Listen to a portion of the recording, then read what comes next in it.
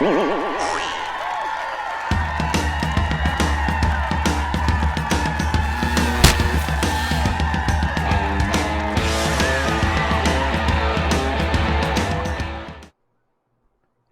everybody. Welcome to another Comic Source Comic Boom collaboration. We're going to be talking about the DC books for the week of August 24th, 2021. Another big week, 15 books for DC Comics, including one that's an anthology, so more than one story, and then backup stories in a few others, like Action Comics and Detective. So a lot to talk about. And maybe one of the things we should talk about, we recorded the last episode a little early because Rocky was going to be out of town. We didn't really get a chance to talk about this massive shift at DC with James Tynion basically leaving Batman. Now, he wasn't kicked off, he wasn't fired, and he didn't quit in a huff, right? The situation was that he had a choice. He was offered another exclusive contract with DC, a 3-year contract, which would have included continuing to write Batman. And while he's trying to make that decision, he gets offered, from my understanding, 6 figures, which a lot of creators did, from a platform called Substack. Now, if you're not familiar with Substack, it's basically kind of like a blog. You know, you can go to Substack and search for any number of creators, and you sign up for a newsletter, and they basically email you whatever their schedule is, twice a week, 3 times a week, once every 3 weeks, whatever it is. They email you their newsletter, and hey, here's my updates, right? So that's what Substack is. But there's architecture within Substack that they can charge you for that newsletter if they want. They can charge you per month. They can charge you per year, whatever amount they want. And what Substack has done is they want more people using their platform, basically because they want the value of the platform to increase so they can sell it to some big tech company, Google or Apple or Microsoft or someone like that, right? So they need to show that there's a lot of people that use Substack. There's a lot of subscribers, right? They want to show, just like any technology company, they want to show a revenue stream.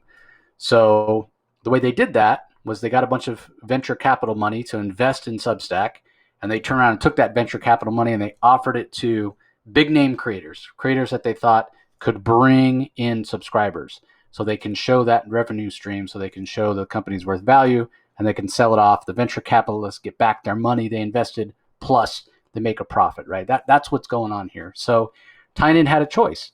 Hey, do I want to keep writing Batman? And if you've been reading his newsletter, it used to be free, and he still does offer, I think, once a week free, and the rest now is behind a paid subscription.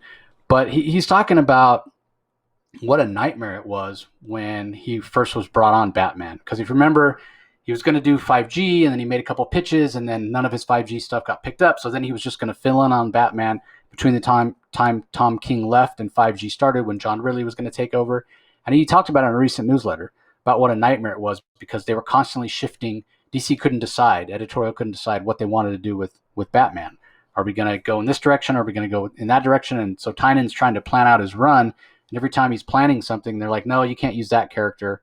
The next day, oh, you can. And the next day, oh, no, you can't. So that's really the secret behind why he came up with so many new characters in his Batman run. It wasn't necessarily that he wanted to give away all this IP to DC. It was because he knew if he created characters, then no DC editorial, they wouldn't have any plans for those characters. Nobody at DC editorial would have been, no, you can't do this with Clown Hunter. No, you can't do that with Ghostmaker, because they had no idea these characters even existed. They were just all in James's head. So when it came down to it, he had the choice. Do I re-up at DC?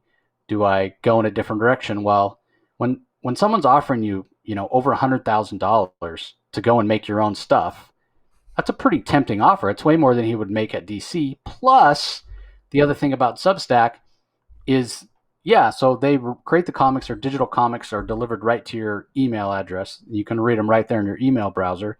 But the other thing is, you retain all the rights. You're not sharing those rights with anybody. He's not sharing, the rights of these new properties he's going to create, the way he has to give up most of the rights to Ghostmaker or Clown Hunter or Molly Maker or Miracle Molly or any of these other characters that he's created, right? He owns it all. So if anything happens with a movie or TV down the line, he gets that money. Animated series, he gets that money. Plus, he also, at some point, can print those comics. He can go to a publisher and say, hey, I'll give you a small cut. All I need you to do is print these books.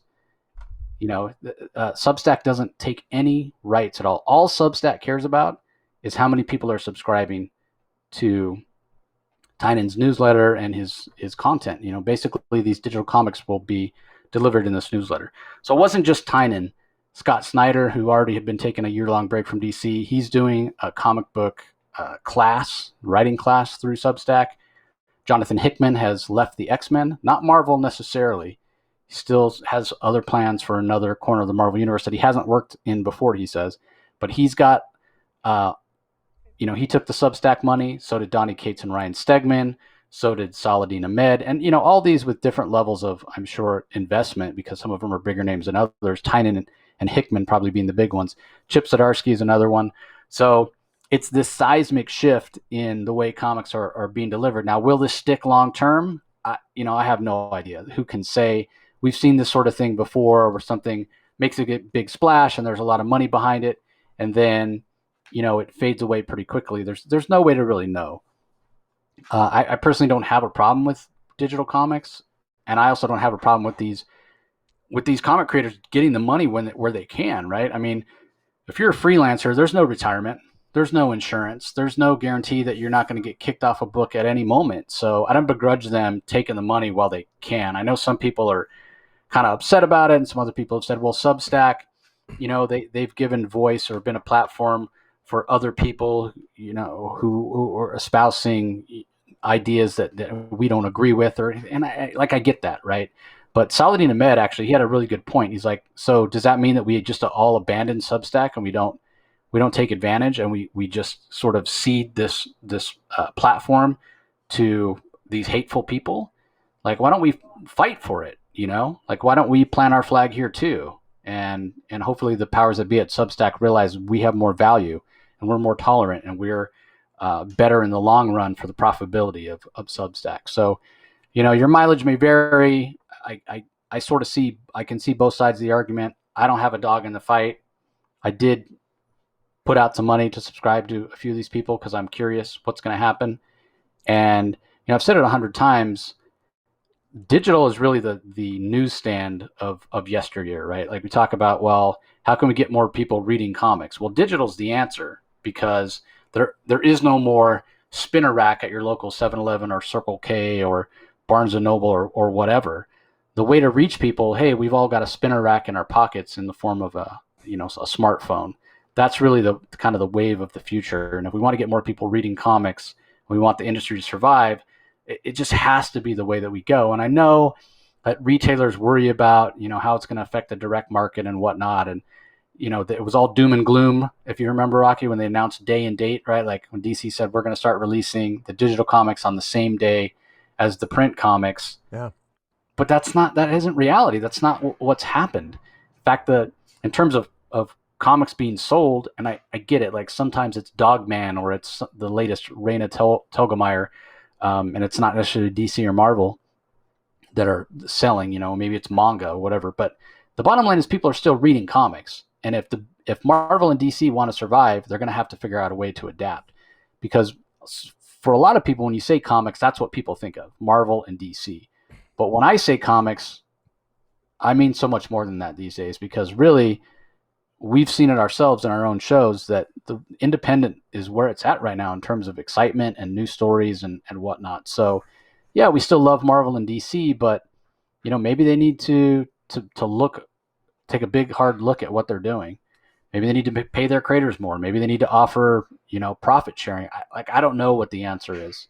Maybe they need to stop worrying so much about protecting these IPs. Again, I don't know. Like, I get it. You don't want to not sell pajamas and ice cream bars and T-shirts or whatnot, but at the same time, you got to keep the comics exciting.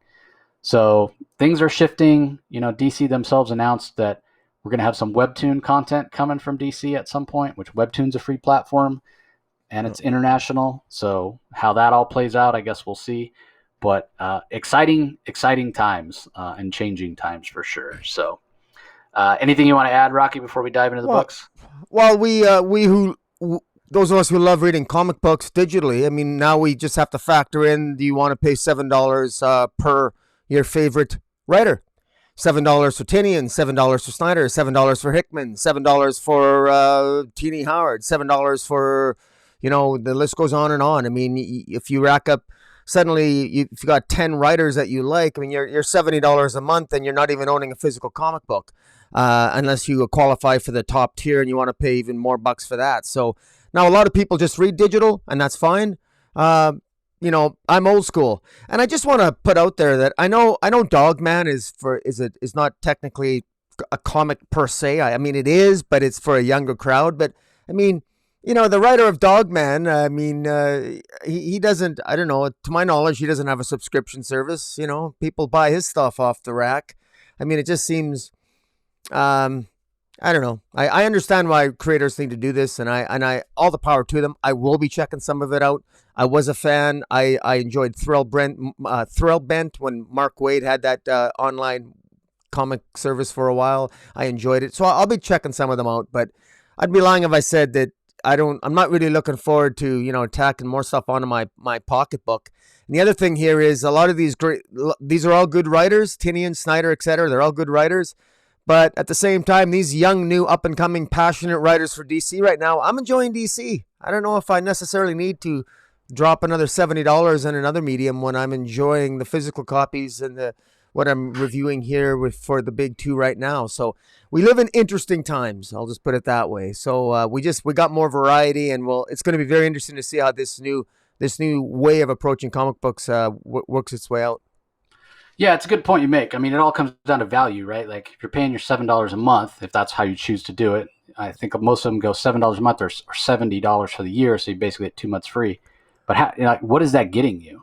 Like $7 is less than the price of 2 DC comics, but are you getting two comics worth of content? Like how often are they releasing content? It could be more. They could be releasing weekly. 20 pages weekly. That's like getting four comics. So yeah, I mean, people have finite budgets. But here's my question: like, why wouldn't I just wait 3 or 4 months and then subscribe? And why wouldn't I wait 3 or 4 months in, then subscribe for 1 month, and I can read the previous 4 or 5 months free anyway, can't I? That's a really good point. Why wouldn't I just wait a year? Why won't I just? I'm just going to wait a year. I got so many comics to read as it is. I can wait a year, subscribe in the 11th month, and read the previous 10 months free. Why would I waste $70? Well, that's assuming they leave that content up there. But I get your point. And to your other point, like, if you're a person that likes to collect books and you want it in print, and a lot of these people have said these comics are going to be in print eventually, then why wouldn't you wait anyway? I mean, really, I think what it comes down to is, do you want to be part of the community?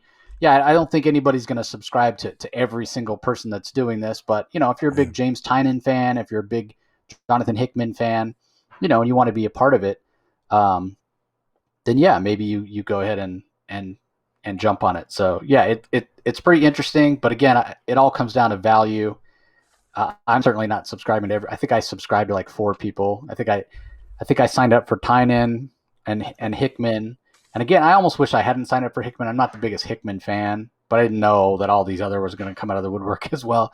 So I did Hickman, Tynion, Zdarsky, and Saladin Ahmed, whose work I really enjoy also. And that's it. That's all I did. So I didn't go crazy with it. And we'll see. We'll see how it turns out. And if I don't feel the value's there, then I may give it up. So, anyways, Sorry. Mom just walked in the door. Dog's going crazy.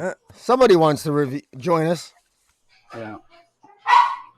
We should. You should. All right. Well, let's go ahead and dive in to Action Comics number 1034, War World Rising Part 5. It's from writer Philip Kennedy Johnson. The art is by Christian Duce, which is a departure from the Daniel Sampere that we've had before, and we'll talk about it. We'll talk about it if we're disappointed with that or not. Adriana Lucas handles the colors, and Dave Sharp handles the letters. And there is a backup as well that we'll talk about. But what were your thoughts on this issue of Action, Rocky?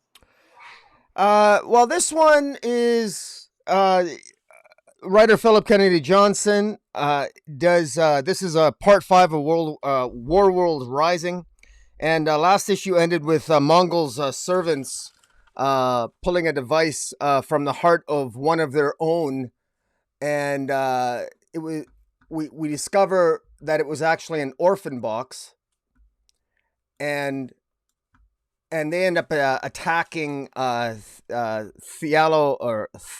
Theola, and pardon me, they end up. I guess they're trying to escape. I mean, this was all Mongol planned on sending all these refugees to Earth. This was all part of Mongol's master plan, and so essentially, Theola and all these servants of Mongol.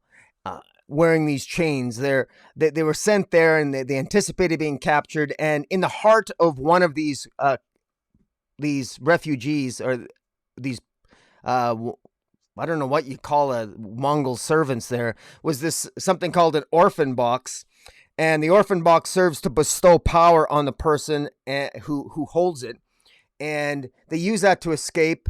And essentially, Lois shows up with the gun. Last issue, making sure they don't escape. And this issue, it has Theola sort of rushing in to protect Lois. And she does a reasonably good job, but it's clear that Mongol servants here, they anticipated that Theola would betray Mongol, and her betrayal was even somewhat anticipated. And so they try to take her out.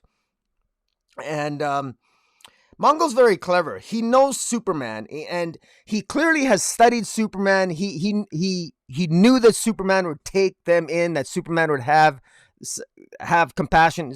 This Mongol is a lot more intelligent than his father Mongol, because remember that it was the son of Mongol that killed Mongol, and this Mongol seems to anticipate Superman, is using Superman's own compassion against him, and very much. And just the way that Mongol has utilized Superman's compassion against him to infiltrate him through the fortress. And, Theola she's incapacitated, and Mongol's other servants who are there, they end up killing her 2 other refugees. And that causes Theola to burst out with her version of heat vision, because it's taken probably a number of weeks or a number of days while Theola has been there at the fortress to get powered up, because she's a Philosian, and Philosians are, I guess you could say, almost like ancient Kryptonians, and it took a while, I think, for her powers to manifest, and she might have slightly different powers under a yellow sun than typical Kryptonians do, but in any event, she literally melts them, vaporizes them, and then she turns on Lois, because she realizes she's very, very she's very likely traumatized. She's torn between being loyal to Mongol and afraid of what might happen to her friends, probably back on War World, if she doesn't obey Mongol and essentially kill Lois and attacks the Superman family. Meanwhile, Superman does something. Finally, Superman gets involved politically. He gets involved in the dispute between the Atlanteans and the U.S. government over the Genesis fragment that was found on the Warzone warship that brought those refugees to Earth in the first place. And the Atlanteans and the U.S. government, they come to blows, forcing Superman to take a stand. And Superman gets involved. He breaks up their dispute, and he makes an executive decision whether they like it or not. And much to Aquaman's chagrin, Superman just goes and he simply takes the Genesis fragment, and Aquaman warns him that, he says to him, "I thought it would be Bruce. I might not be able to stop you, Clark, but if you do this, it will change things between us." And of course, Superman takes the Genesis fragment because it's too powerful to be used by either Atlanteans or any government on Earth, and he's taking it with him. And as he's flying off, it's kind of ironic that his Kara, Supergirl, who's usually the one to act impulsively, and even his son, they question his decision. Are you sure you did the right thing? And then they discover that they don't hear anything back at the fortress. Oh my God, something's happened back at the fortress because they can't hear anything. And the reason why they couldn't hear anything before, because they usually attuned to it, is because the orphan box that Mongol servants sort of ripped out of their other servant's chest. The orphan box created a sound, an environment that Superman could not see or could not hear. So that's why they were able to escape their bondage or their imprisonment by Superman as they did. Superman and John Kent, Kara, they fly to the fortress. They see the dead Philosians, and Superman cries out for Lois. And that's when it's clear that John Kent is attacked, and Theola is there, and she's pretty much crying, and she doesn't want to do what she asked. She doesn't want to attack them, but she doesn't feel she has much of a choice. And this is, a lot happens this issue. I got to give writer Philip Kennedy Johnson a lot of credit. I think we're finally getting movement on this narrative.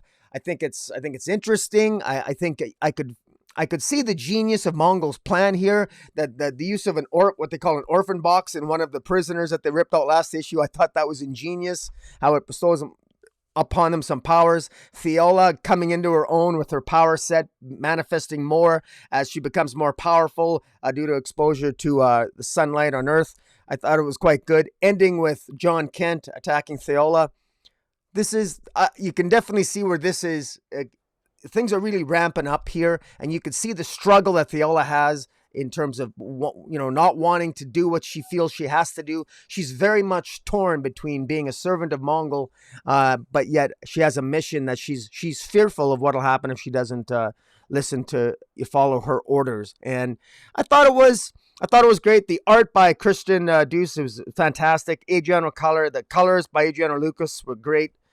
Dave Sharp on the lettering.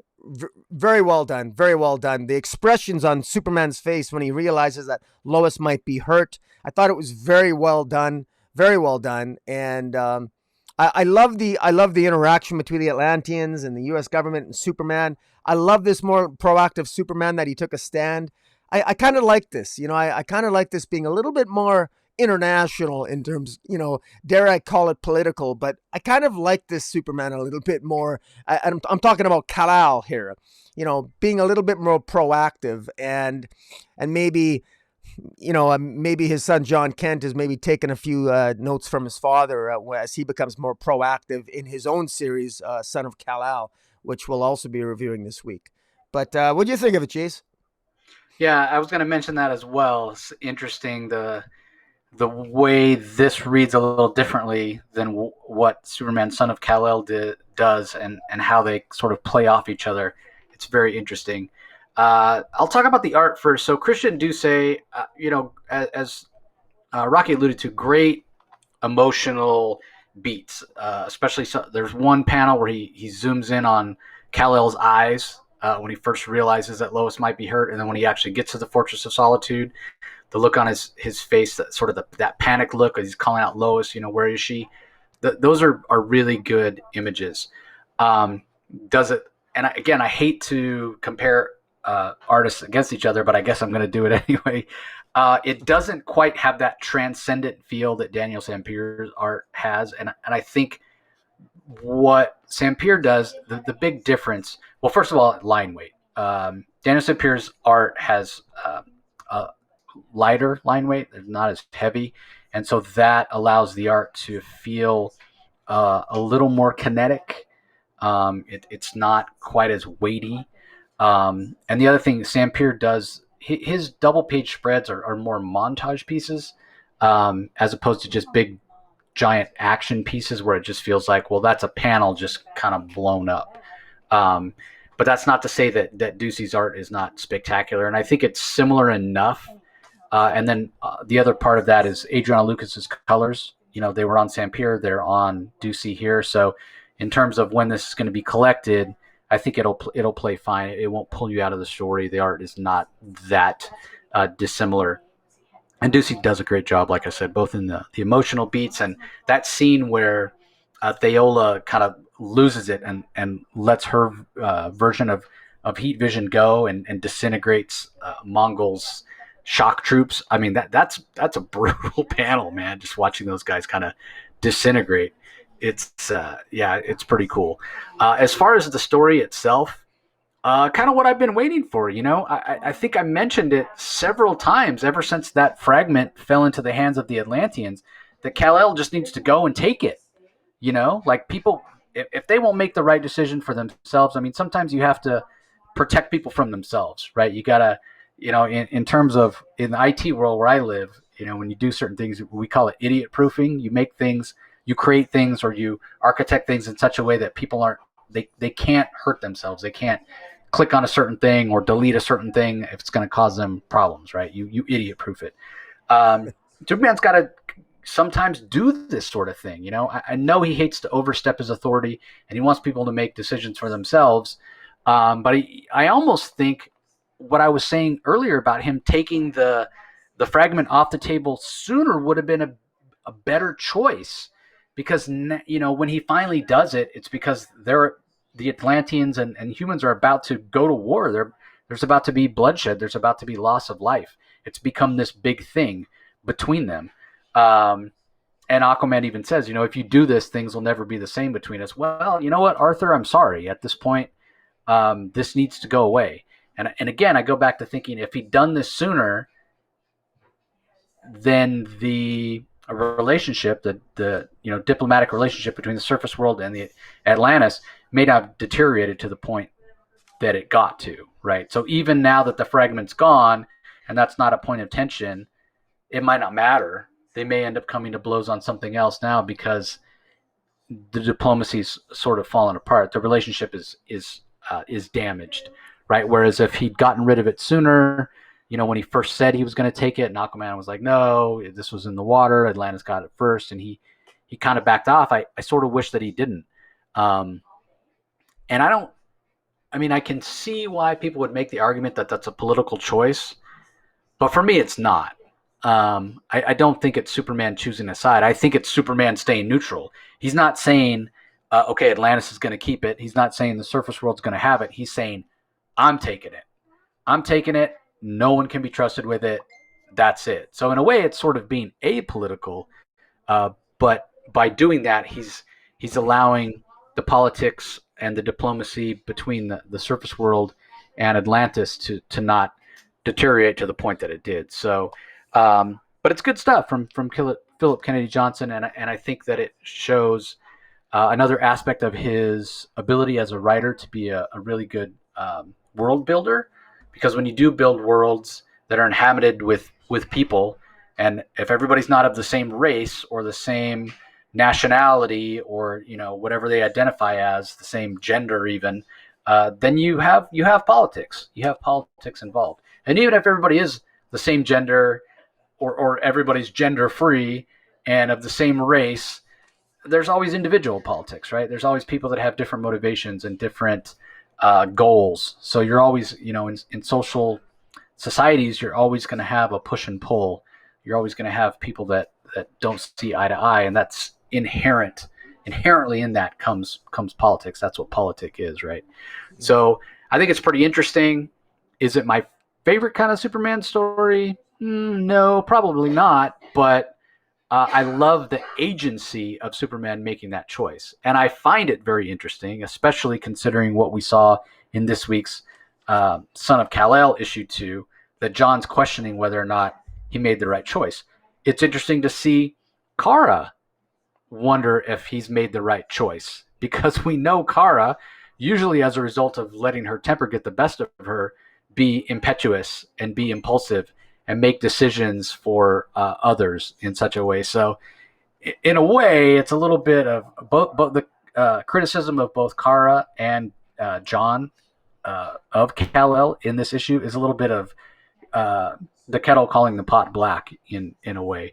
But we all know what this is leading to. We know it's Superman going to leave Earth. And I'm kind of, I haven't mentioned much about the Theola storyline because I don't really know what to think yet. That's the part of the story that I still feel like we're just in the beginning stages. The seeds were planted right from the start of when we learned that she's part of this ancient Kryptonian, offshoot. We know Clark's going to leave Earth. We know he's going to go to Warworld and try to rescue them, even though, from my understanding, that Warworld is not close to Yellow Star, so he's in a weakened state. And he who holds the chains, or Mongol. It's kind of like George Foreman naming all his kids George. Mongol, the son of Mongol is always Mongol. It's just, the Mongol who preceded, or Mongol who came before, the Mongol who came after, however they designate. That part I'm still kind of up in the air about. I've talked about before. I don't think a War World or a Superman Away from Earth story is really necessary, because in my mind I'm always going to compare it to the Superman Exile storyline that Roger Stern did back in the 90s, which to me is like the best story of Superman ever leaving Earth ever. And so I'm going to be comparing it, fairly or not, to that, because to me that's the gold standard. And whether or not this can live up to it, I have my doubts. But yeah, this is certainly head and shoulders above the kind of angsty Superman, John Kent relationship kind of stuff that we got for the first couple issues of Philip Kenny Johnson. There's action here, there's emotion, there's interesting plot points that are getting the readers invested into what's going to happen next. So yeah, all in all, a pretty solid issue. I know Daniel Sampier has announced that he's leaving the book. He only has a couple more issues left, so that kind of disappoints me a little bit. But I do hope that if he does leave, that Christian Duce is the replacement artist, because he did a pretty damn good job on this one. So Yeah, he did. There is a backup story as well. It's more of the Midnighter and now Mr. Miracle story that Becky Cloonan and Michael Avon Oeming have been telling. And this is actually the last backup we're going to get, because the end of the story is going to be in the Midnighter 2021 special. So as I mentioned, Becky Cloonan and Michael Conrad are the writers. Michael Avon Oeming does the art. Taki Soma is the colorist, and Dave Sharp is the letterer. And I feel like it's starting to make a little more sense. It's starting to come together a little bit. And I certainly feel like if you read this all in one sitting, you read the Future State stuff first and then go and read these backups all collected together, it would make a coherent story, which it hasn't always felt that way as backups. But to me, it still isn't really that interesting. I'm not a big Midnighter fan, although I'm becoming more and more of a Shiloh Norman fan, because I think the Mr. Miracle, the Source of Freedom miniseries has been absolutely spectacular and has exceeded my expectations 1,000-fold. I agree. It's excellent this week too. I remember, I feel almost bad. I remember saying, Scott Free is my Mr. Miracle. Who asked for a Shiloh Norman Mr. Miracle? And nobody asked for it. This is one of those situations where the editorial and the creators are correct in saying, don't give the fans what they ask for or want, but give them what they need. This Mr. Miracle has been a perfect example of that. So I don't know if that's why I've been enjoying this more lately, or maybe it's just because it's becoming a little more clear what's going on. But like I said, I do think that this story will make a lot more sense all collected. And when they do collect it, I hope they include the parts of the story from the Future State book and put it all together in one trade paperback. That being said, I won't read it again because I'm just not that invested. I'm just not a Midnighter fan. Never have been. He's never been a character that's interested me. And not to sound like a broken record, but when it comes to Michael Avon Oeming, I just don't think his art suits a superhero book. He's much better at like slice of life or crime noir. So this has been getting better, but it's still not my particular cup of tea. But I think if you're a Midnighter fan, that you will probably enjoy it. I'll put it that way. So what did you think about the backup, Rocky?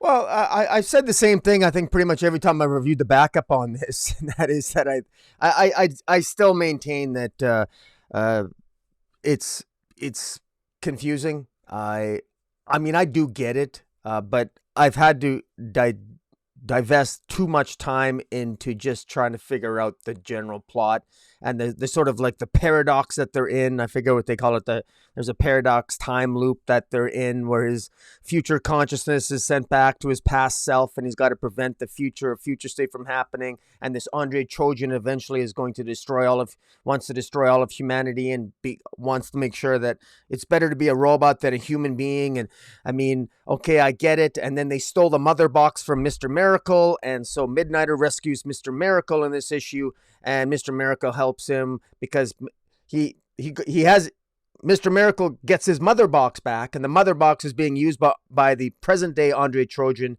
to continue his machinations to ultimately mine Neridium, which is the exhaust from Warworld, which can be used to create as a weapon that's even more dangerous and powerful than kryptonite, apparently. And in any event, so it's all tied into the future state. And to be honest with you, I actually think I describe it in a more interesting manner than it actually reads. And if people don't think that I described it very interesting, well, then I would suggest you don't read it. Now, that might sound egotistical of me, but so be it. I'm going to stand by what I said. But in any event, it's all right. Sadly, though, this isn't even over yet here. This is actually going to end in a Midnighter 2021 special. So this is going to be included in, I guess, the equivalent of an annual, but they're calling it a special because this isn't a series in which you can call it an annual. So the fact that we're going to have another 40 pages to end all of this, I just think is just painful. But I mean, hopefully it'll resolve okay. You know, sometimes a final issue of something they can go back and they can re-explain what the story was supposed to mean. And sometimes in the re-explaining of a narrative, I understand it better when they re-explain it. So maybe, you know, I thank God we review these digitally, because I will not be picking up the special in physical form. But I feel the same way. And part of me is like, oh man, so I don't get to read it in a small chunk. I've got to read a big chunk. But I think so much of it, and again, I'm not saying Michael Avon Oeming is not a good comic artist. He's got great storytelling skills, and I think, you know, like look at Powers. I mean, that's fantastic I agree with series. you. He's a talented artist, but this wasn't his cup of tea here. It just never fit. Yeah. And I feel like if that special has an artist whose art is more dynamic, that could pull me into the story more. But I feel like choosing him as the artist didn't do the story any favors. So yeah, it's frustrating because again, I think that Mr. Miracle series has been fantastic, and it does have me more interested in checking out this story. So anyway, speaking of fantastic art, let's move on to the next book, Batman Reptillian #3 from writer Garth Ennis. Art, colors by Liam Sharp, letters by Rob Steen. So this is that Black Label book, and I still the big villain is still a mystery. Who is it? We don't know, but it is a different version of Batman, as Rocky has talked about before. And more so than that, I find what I'm enjoying. This is a different version of Alfred, and this version of Alfred I love because he doesn't really. He just has such a dry sense of humor. He doesn't really put up with Bruce. He calls Bruce on his crap, basically, and Bruce just sort of has to take it. And it's sort of like the relationship, like the relationship between Alfred and Bruce in this series, I kind of liken to the relationship between Bruce Wayne and Terry McGinnis in the Batman Beyond series, especially in the cartoon, you know, where this is an Alfred that's kind of, he's wise to Bruce's like self-delusions, you know, and he calls him on his crap. And I just think it's hilarious. That's where a lot of the humor from the book comes in. And then as far as the art from Liam Sharp, I mean, my God, Liam, he really has evolved so much over the past 2 years. You know, it used to be his art was hyper detailed pencils, and he would, you know, he told me personally at times where he would lose himself working digitally, where he had the ability to zoom in and he would just work on all this detail. And then, lose hours of time working on the detail and then shrink it back down and realize that in the size that it's going to be printed, that detail didn't even show up. And I still love that style. I still love when he does those hyper detailed pencil work, but I feel like this style that he sort of has evolved into, which started with his The Green Lantern series that Grant Morrison wrote, I feel like this is more true to who Liam is. This is the art that's in his DNA in terms of what he loved growing up, whether it be Frazetta or John Bolton or even Dave McKean.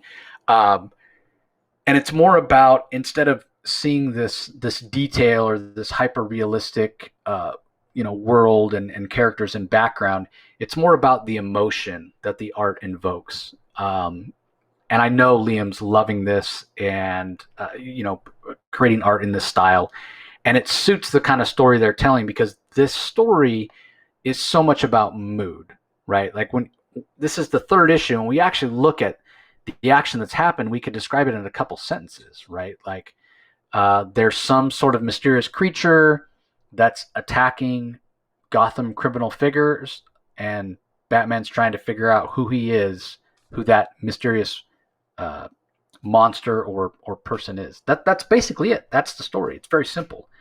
And then there's all this layered nuance that's added into the story, whether it be that relationship from Alfred and Batman that I was talking about, whether it be the fact that Batman's not very broken up over the fact that these villains have been mutilated and taken off the table, and some of them are outright dead.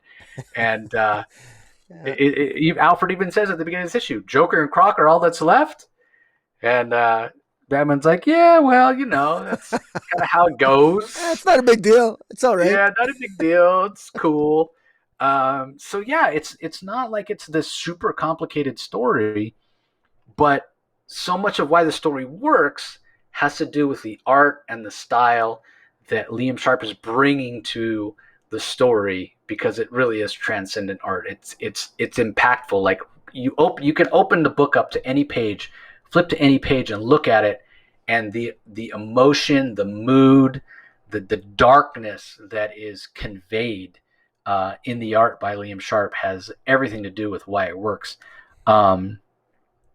And I can't help but think of how different this book would be. So originally, I don't know if a lot of people know this, but Liam had talked about it, I think on Twitter maybe, or I read it in an interview. But anyway, he had said that originally this project was supposed to be Garth Ennis and Steve Dillon. And Steve Dillon, fantastic artist, left us way too soon, but his art's wildly different from this style of Liam's art. So what would that have been like? I feel like it would have had a more sort of militant feel, if that makes any sense. I can't. Yeah. I mean, it would have been a lot like his Punisher series, I think, visually. Yeah. That's why I use that word militant, because the Dillon art that I'm most familiar with is his Punisher work, and that is a very kind of militaristic sort of feel. And would I have enjoyed that as much? Who's to say? I mean, I would have enjoyed if Steve Dillon is still here producing art for us. That would be fantastic, because he got taken way, way too soon. So obviously I would love that. But it would have had such a different feel. And, the reality is Steve Dillon is, had passed away far too soon. And we have Liam working on this book. And this is going to be one of those books that I feel like is always going to be in print at DC. It's going to be an evergreen story, and I can't wait to see exactly what Garth Ennisism, to coin a phrase, we're going to get at the end, because it's Garth Ennis. There's going to be some crazy plot twist or some crazy curveball that he throws at us, where it's going to be something different than we expect. All the breadcrumbs are sort of leading us to believe that this monster or this being or whoever it is related to Killer Croc, or is Killer Croc himself, or is the father of Killer Croc or the mother of Killer Croc, and what have you. But I don't think it's going to be that simple. Ennis is going to throw us a curveball, because he always does. So I'm really enjoying this, and sort of the cherry on the top is the relationship between the interactions between Batman and Alfred. They crack me up every time. What did you think of this issue, Rocky? The high points of this issue for me is just it's the ongoing characterization of Batman. I think this is in such a subtle way. Garth Ennis is giving us one of the most unique Batmans I've read in 20 years. I really do feel it's been that this Batman is he's brutal, he's darker, yet he's self-aware. He's self-aware of his darkness, and he doesn't care. And he argues with Alfred. Alfred is aware of his darkness and points it out to him, and he's, Batman will point to his Bruce Wayne persona and say, well, I have foundations that help prevent children from turning into, criminals, and of course, if they turn into a criminal, look the hell out. I mean, and he just doesn't care what happens to a criminal. If you cross that line, then you're part of the problem, and he'll make sure that he won't kill you, but he's not gonna blink an eye if you get seriously hurt. The last line of the issue when he tells the Joker, like, "Damn." Yeah. When he tells How do you him, like my sense of humor? Yeah.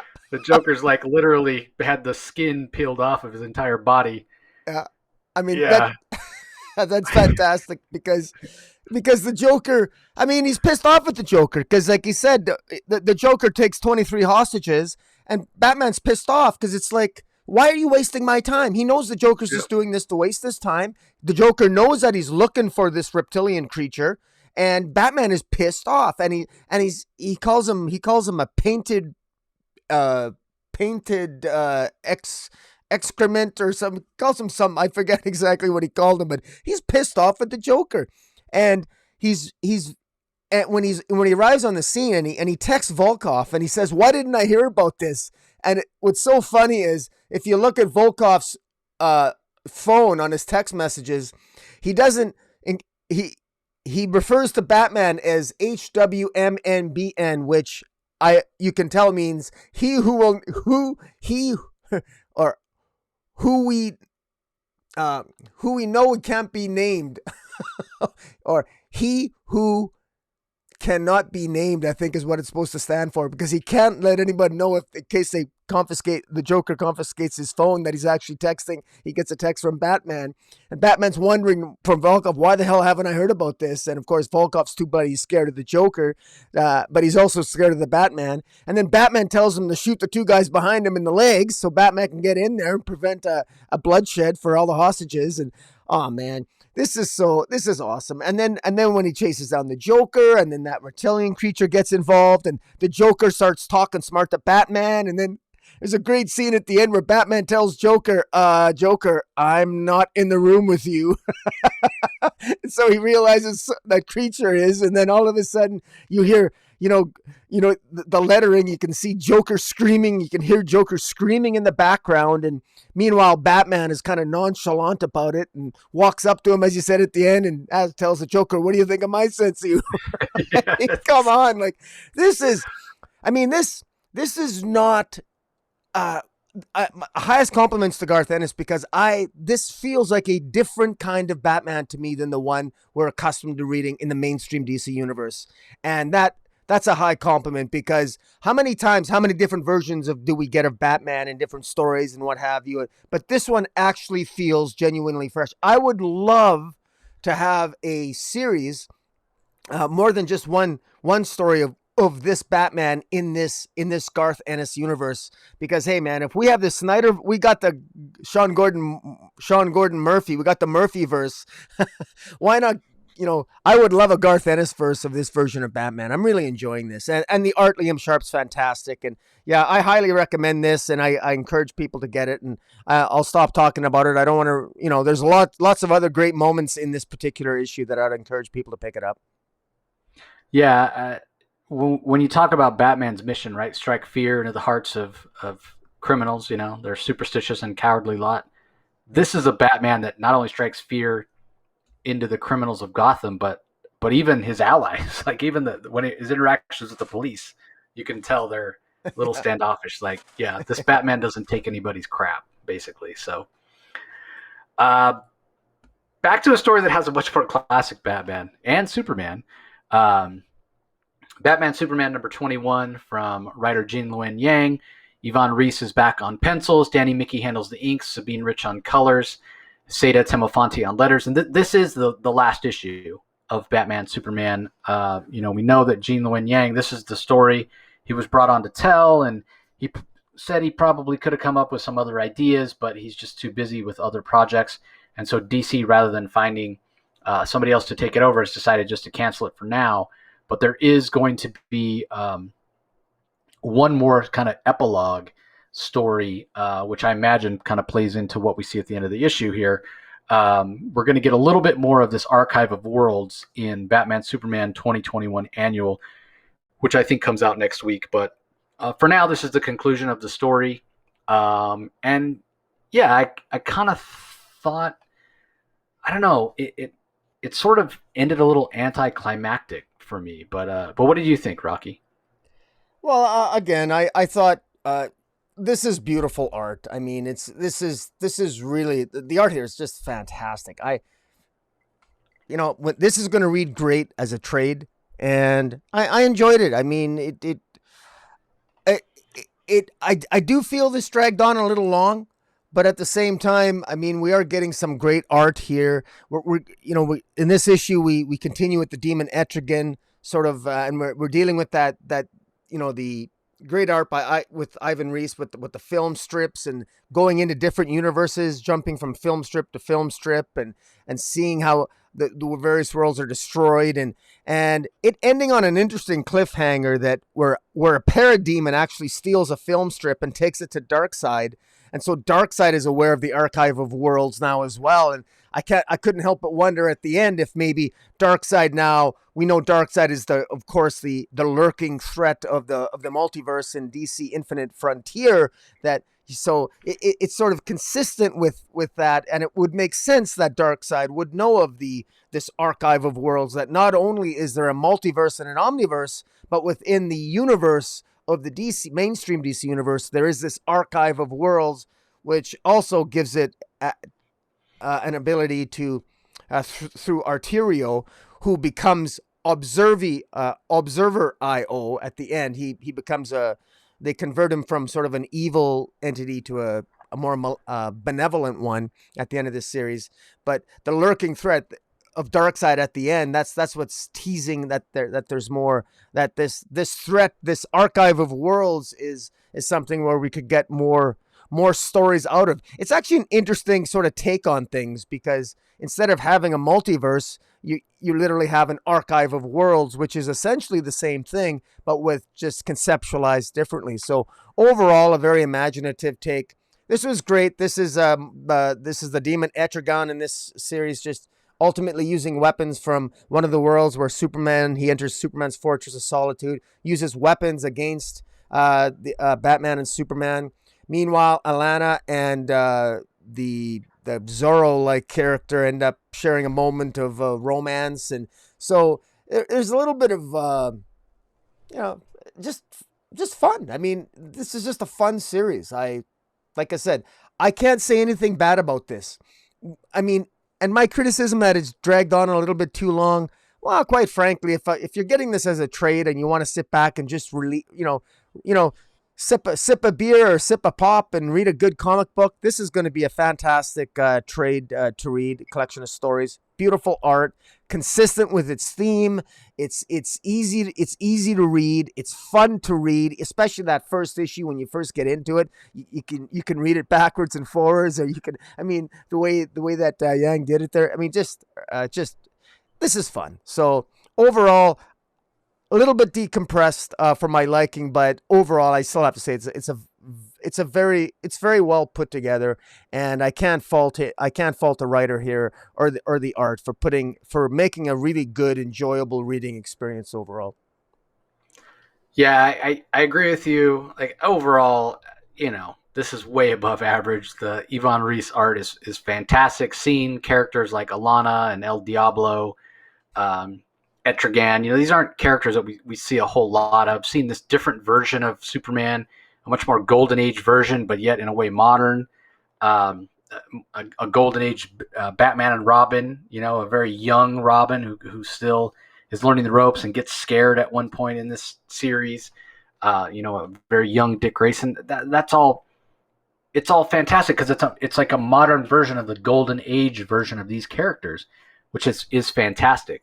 I did mention kind of the ending feeling just a bit anticlimactic. I mean, there is kind of a point here where this version of this sort of modern golden age version of Batman and Robin and this modern golden age version of Superman sort of realize that their way to win is to actually call out the sort of alpha versions of Batman and Superman, right? Destroy that crystal that Auteur.io had imprisoned the sort of the Batman and Superman of Earth Prime or Earth Zero or whatever you want to call it, right? The main Earth of the DCU, and sort of as a metaphor for how powerful those versions, the sort of truest versions of the world's finest heroes, they're bigger, right? They're giant in relationship, in size to these other versions, and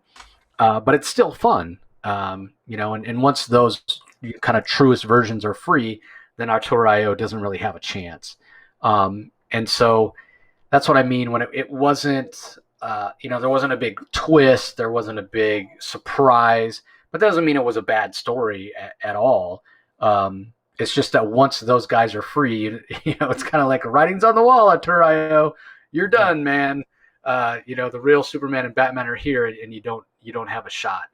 But again, I mean that double page spread when they break out, when the real sort of to put a label on it, the real Batman and Superman, when they break out, and then they're attacking Auteur.io along with that page right there, along with the smaller versions of them, the modern golden age versions. I mean, that's just, if that doesn't bring a smile to your face, you're not a comic fan.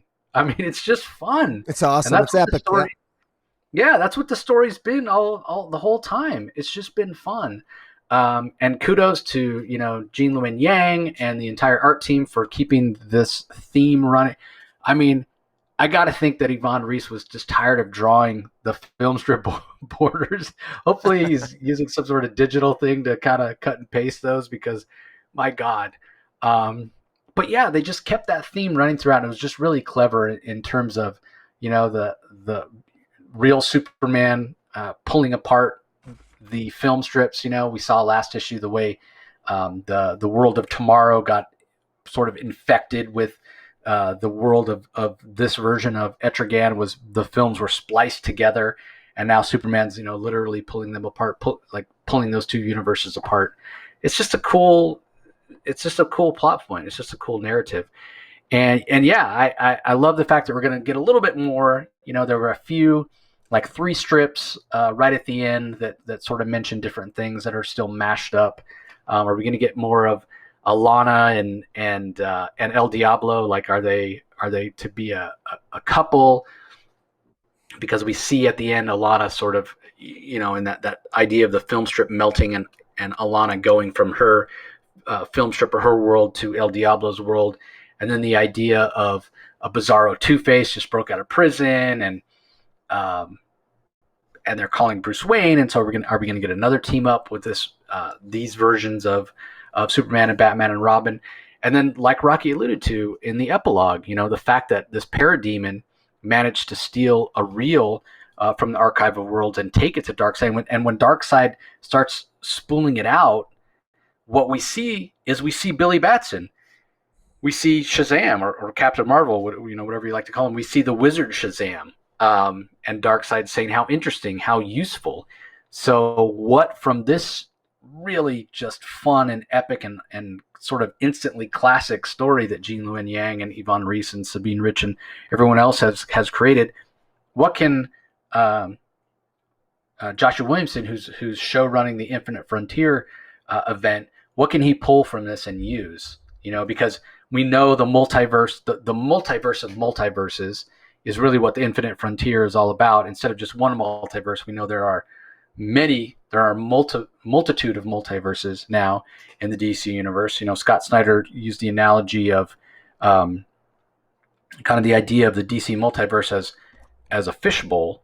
What happens when you take that fishbowl and you pour it into the ocean? Now you've got a multiverse of multiverses. So I love the idea of one of those multiverses being this idea that they're all film strips. They're all, movies or different versions of worlds that are contained in a metaphorical film strip. And that's just a brilliant idea from Gene Luen Yang. So I'm glad we got this story. If I have any complaint, I'm nitpicking on kind of not having a big, huge climax. And I'll set that aside because I think the story's been a lot of fun. If I have any complaint, it's actually, I want another Gene Luen Yang Batman Superman story. I really do. I wish it could have stayed on the title longer. Because one of the things that Yang is really good at is emotional stories. And not that we didn't get some emotion in the story, we did, but it certainly wasn't anything overt. I mean, this was more just an instantly classic story that harkened back to the golden age with the versions of Superman, Batman, and Robin that we got, but also sort of Silver Agey in the idea of the worlds being film strips. I mean, that's a very Silver Age idea. But I know that Yang is capable of such emotional storytelling. So if we could have gotten something from him that really explored the emotional relationship between Batman and Superman, I think I would have really enjoyed that as well. But not to take away any of my enjoyment or the success of what the whole creative team has done here. Just selfishly, I'd like more Yang on this title. It's that simple. So I think Gene's incredibly talented, and I'm sure whatever he's going to do next is fantastic. And that kind of brings me to another point. Yvonne Reese, Rock and I both have praised his art throughout. He's one of DC's best talents. And now that this title is coming to an end, I'm very curious to see what he's going to do next, because that's going to be something really, really interesting. Because, he's one of those artists I'll pick up a book if he's drawing it just because he's drawing it. I mean, I read everything digitally that we get, but when Yvonne Reese is drawing something, I pick up the hard copies, whether I'm a fan of, like if he could do Midnighter, who I'm not a fan of at all, but if he was doing it, could you imagine, Rocky, if that Midnighter, that Becky Cloonan, Michael Conrad Midnighter story was drawn by Yvonne Reese? We'd probably be like, oh, it's so good. Well, I mean, traditionally, Midnighter's always been drawn by, he's had a particular style. He has a particular artistic style when people draw Midnighter, and Michael Van Oeming's art is a divergent style than how Midnighter is traditionally drawn. And so, and again, it's no disrespect to Van Oeming. It's just that it was a very much an about face. But Ivan Reis, man, that would have been more traditional, and just, raising that to a level that I think would have been more appropriate for that series. Frankly. Yeah, we probably, like I said, we probably would love it. So yeah, I'm very curious to see what Yvonne Reese does next. All right, up next, Checkmate number 3. Speaking of series that maybe aren't hitting their stride. Written by Brian Michael Bendis, Alex Maleev handles the art, Dave Stewart on colors, Josh Reed on letters. Rocky, your thoughts? Number 3 of 6. We're halfway done. It's funny because I actually there's 15 titles that we're reviewing this week, and I take notes on the majority of them, and this is one where I didn't, because I just never really there wasn't really much to say here, although maybe there's some things of potential interest. I don't know. Does anybody care about the Snowman's Ticket? What's the Snowman's Ticket? Oh, you don't remember the Snowman's Ticket? Do people even know who Mark Shaw is? That's Leviathan. In any event, so what happened in this issue? Well, not a lot. We still really don't know what the Snowman's Ticket is. Superman rescued Talia last issue. We jumped and forth between 3 different time periods. Talia attacked and killed a bunch of people at Leviathan headquarters in Markovia, and she was about to be I think, killed by Leviathan. I don't think, I know. And Superman rescues Talia. Superman has a confrontation with Leviathan here that really goes absolutely nowhere. Where everyone with Leviathan, whenever Leviathan has a conversation with anybody of note, whether it's Superman or Lois or anybody, he's always talking about, you should join me because I know more than you, and I know what's right, and you're part of the old system. Come with me, come with me. Meanwhile, he's done, everything he's done, it's been murderous, terrorist. He's taken over. He should be wanted by every government on the planet. None of this makes any sense. It's really hard to respect this guy. In any event, Superman rescues Talia, and then what we get is, again, more dialogue. There's dialogue between Director Bones, Kate Spencer, the Manhunter, and Steve Trevor, which these are interesting characters. I mean, we know Director Bones is actually trying to figure out the machinations of the multiverse right now, and seeing him in the pages of Checkmate, talk about a demotion. I mean, he shouldn't be here. This series shouldn't exist in my mind, because this belittles all these characters, which are interesting. I just don't see the point of this. And they, I'm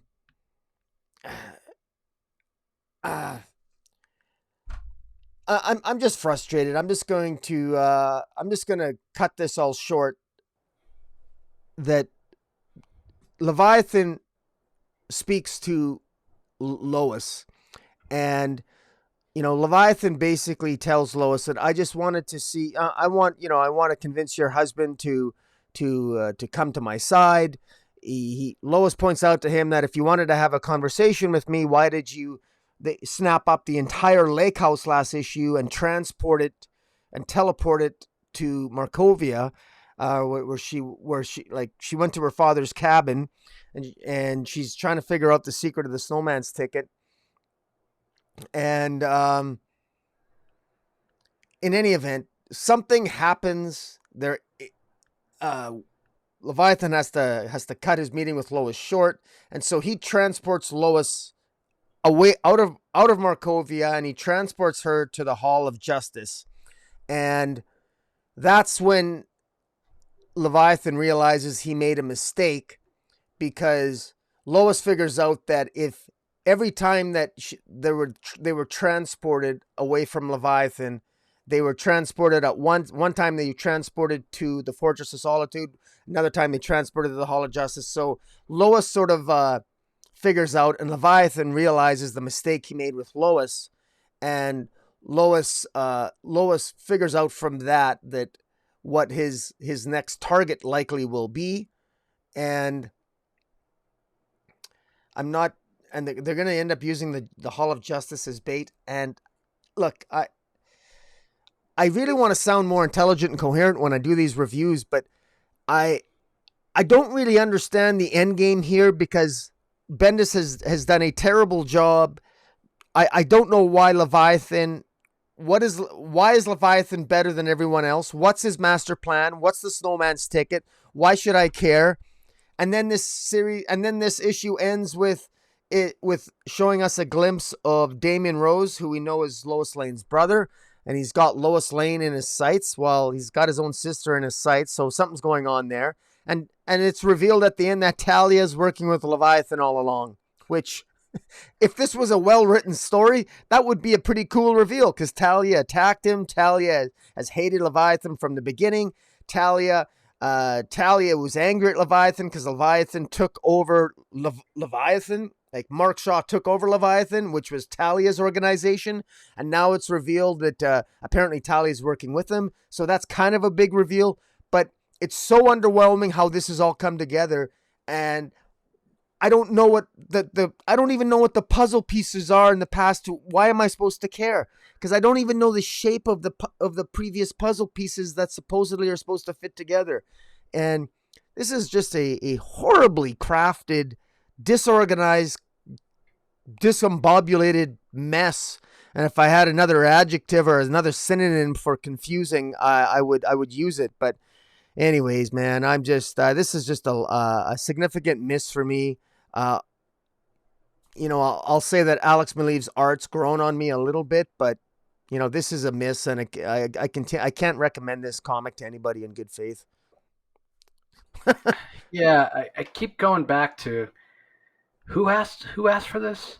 I mean, Yeah, it feels like a natural offshoot of what Bendis was doing with Action Comics, right? Like part of the reason I disliked his Action Comics more than I disliked his Superman run was at least his Superman comic was it felt super heroic, even if I didn't necessarily agree with what he's doing. Aging of John Ken and the relationship between Clark and Lois wasn't what it should have been.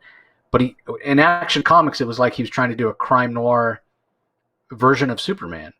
And I just think that those two genres, remember, Superman as a character, he started the superhero genre. He was the first, regardless of how DC's timeline has changed over the years and blah, blah, blah, whatever. I'm talking about in the real world, publishing wise, Superman was the first superhero. That genre, the genre of superheroes, fundamentally doesn't work with crime noir. This whole idea of the invisible mafia operating under Superman's nose for years and him not realizing it? No, man, that just doesn't work for me. And so again, I guess I thought Bendis thought, hey, it'll be fun. No one's ever done it before. Let's kind of merge crime noir with Superman. I don't think it worked. For me personally, it doesn't work. Now, your mileage may vary, and maybe maybe you loved what Bendis did in Action Comics, and maybe as an offshoot, you're loving this. Because I can see that if that had worked, why this would work also.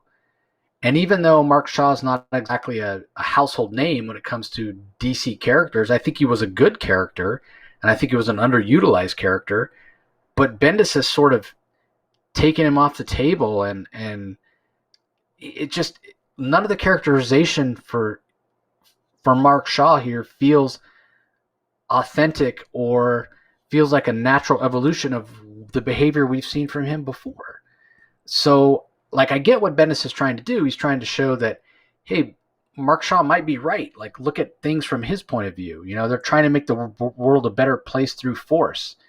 The problem is that idea is so old and tired, it doesn't even live in the gray area anymore, right? The whole idea of villains who are super interesting is because you can see their point of view, and even though they are the bad guys, you kind of can empathize with them and you can understand their point of view. And I think in the last 20 years, the villain in comics who epitomizes that more than anybody is Toyo Harada, when Valiant relaunched in 2012, written by Joshua Dysart.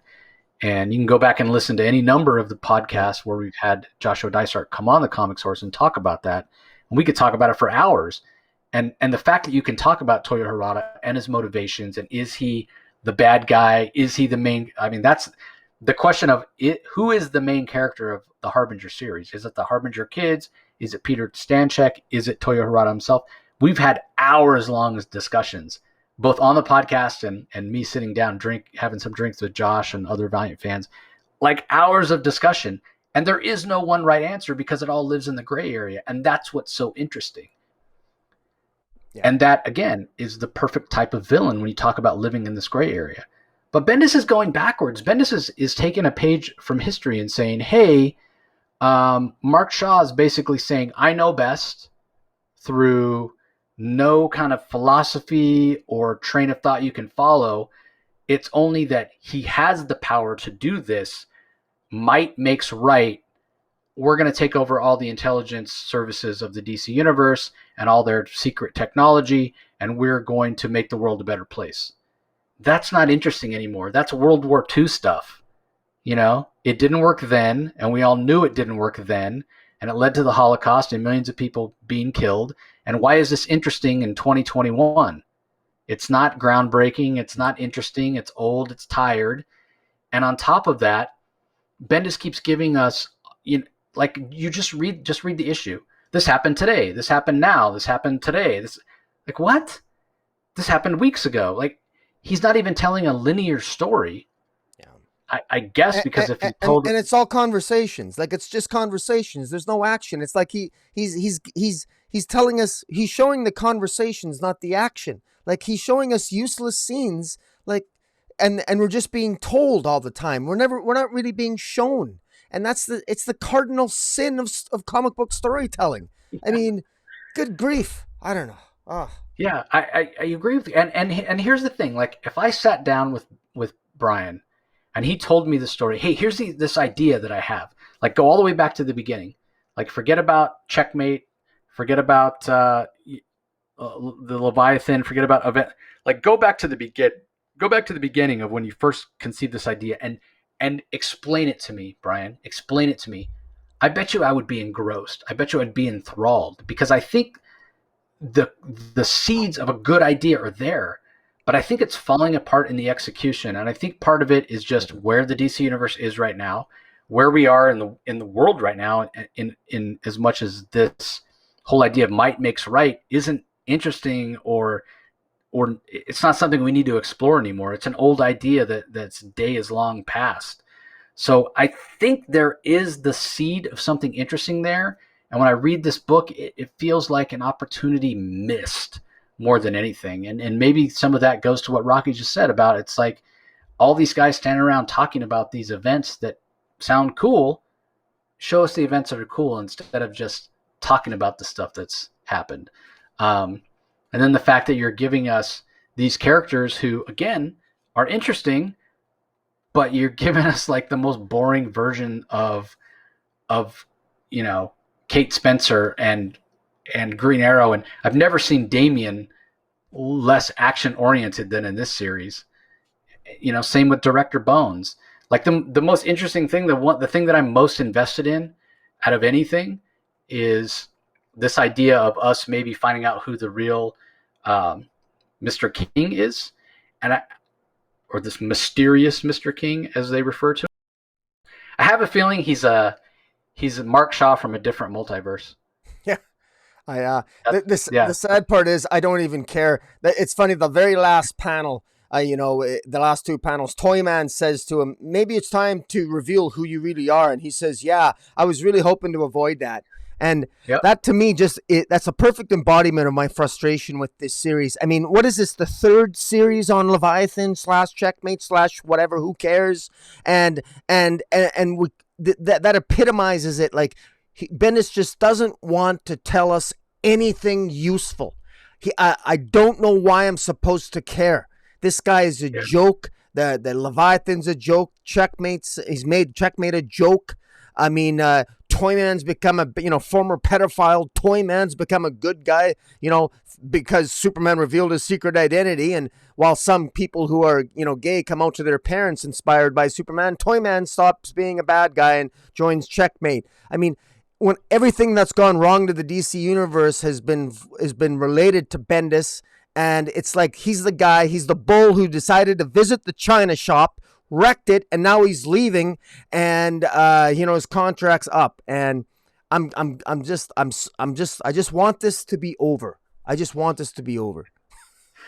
Yeah, well, he still has Justice League, and I did see on social media this week people were speculating about whether or not that Bendis deal had more to do with Didio getting fired than we first believed. So, again, I mean, I have nothing personal against Brian. I mean, when I met him, his love of comics is infectious.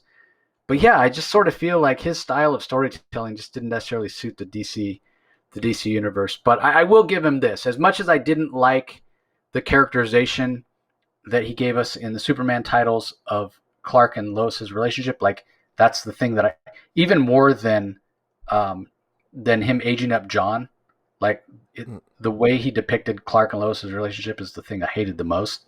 Yeah. He's done a good job of making Lois kind of the most capable and the character with the most agency in this Checkmate book. So if I have a positive, it's that he's making Lois is kind of a badass in this title, and I do enjoy that. So yeah, I'll give you that. I'll grant you that. And I know I didn't mean to go on too much of a rant there, but I kind of did. Every now and then I gotta let it out. It's like I'm a little top. I gotta blow my top. I mean, but look, I love Bendis's Batman universe. I loved that. That's his best DC work. I thought that was a lot of fun. That his Batman universe Well, the was. Batman, we don't know who's following Tynion yet. Maybe it'll be Bendis. Yeah, yeah. Who knows, right? Kill me All right. now. Yeah. Up next is Harley Quinn number 6. It's from writer Stephanie Phillips. Laura Braga handles the art, Arif Prianto on colors, and world design on letters. This is a big shift. And I'm sure it's just Riley Rosmo, the normal series artist, taking a month off to kind of catch his breath. But it just felt so different to me with the Laura Braga line work. And this issue is all about Catwoman and Harley's relationship. And I really loved the interaction. And I felt like, and maybe I just wasn't getting it. Maybe the Rosmo art was distracting me. Maybe I wasn't catching on to the little subtle quirks that Stephanie Phillips was throwing into the language here or there. Little things that Harley said that are just kind of funny and self-deprecating and just, I don't know. I just think she's such a perfect choice to write Harley. Maybe the best choice to write Harley since Jimmy and Amanda. But I even think I like Stephanie Phillips' voice for Harley even more. But you got to give props to Jimmy and Amanda because they're the ones that sort of took Harley out of Gotham and gave her own agency and really elevated her to the fourth pillar of the DCU. And the argument could be made she's more popular than Wonder Woman and even more popular than Superman, maybe. So maybe she's the second pillar. But it just felt so different with Laura Braga on art. Other than that, at the end of the day, it's still a Harley Quinn story, and I'm not the biggest Harley Quinn fan. So I thought this was just okay. If you look at the Fear State checklist, which is in the back of all the DC books this week, this is actually listed as part of that story, and it certainly is a bit of a lead-in, although it doesn't have any kind of Fear State trade dress or anything on it. In fact, last week's I Am Batman 0 or 2 weeks ago I Am Batman 0, and then Catwoman 34 from last week are also listed on the checklist. And then Batman Fear State Alpha comes out next week, and to me that's sort of like the real beginning of the Fear State storyline. So maybe we can think of I Am Batman 0, Catwoman 34, and Harley Quinn number 6 as sort of preludes. So I thought this was fine. I did read it, obviously, even though I keep saying I'm going to stop reading Harley Quinn. But I'm just such a fan of Stephanie Phillips, and I'm glad I did because, like I said, I did enjoy the Laura Braga art. But I'm curious, Rocky, your thoughts, because the Riley Rosmo art has been growing on you. Yeah. And I know you're a big Harley Quinn fan. So what were your thoughts on this issue? I enjoyed this. I continue to enjoy this. I love this series, and I actually the Riley Rosmo art. It has indeed grown on me, and I just want to say that one of the things that I think might surprise people to hear is that if you look at the sales, Harley Quinn, Stephanie Phillips Harley Quinn with Riley Rosmo art is outselling a lot of DC titles. It's at 45,000. You look at the June sales chart. I think it surprises a lot of people that Harley Quinn is actually selling. I think higher than I would have thought, given just anecdotally, I hear all this negativity about Riley Rosmo's art, but no, this series is selling. This comic is selling, and Stephanie Phillips. Look, I mean, she's not only making a name for herself, because I think I've been enjoying Harley Quinn, and it appears many other people have too, that perhaps aren't as vocal as I get to be when I do these reviews with you, Jay. So that was really good for me. That pleased me to hear, and I'm sure Stephanie Phillips is happy, and I'm sure DC Comics is happy as well. This is indeed linked to Fear State, this story, and it's well done. I mean, Harley is tracking the shipment of drugs coming into Hugo Strange's facility, and of course Hugo Strange is working with Scarecrow, who is basically he's the big head honcho of Fear State, and so plot wise it is all linked. And then we've got the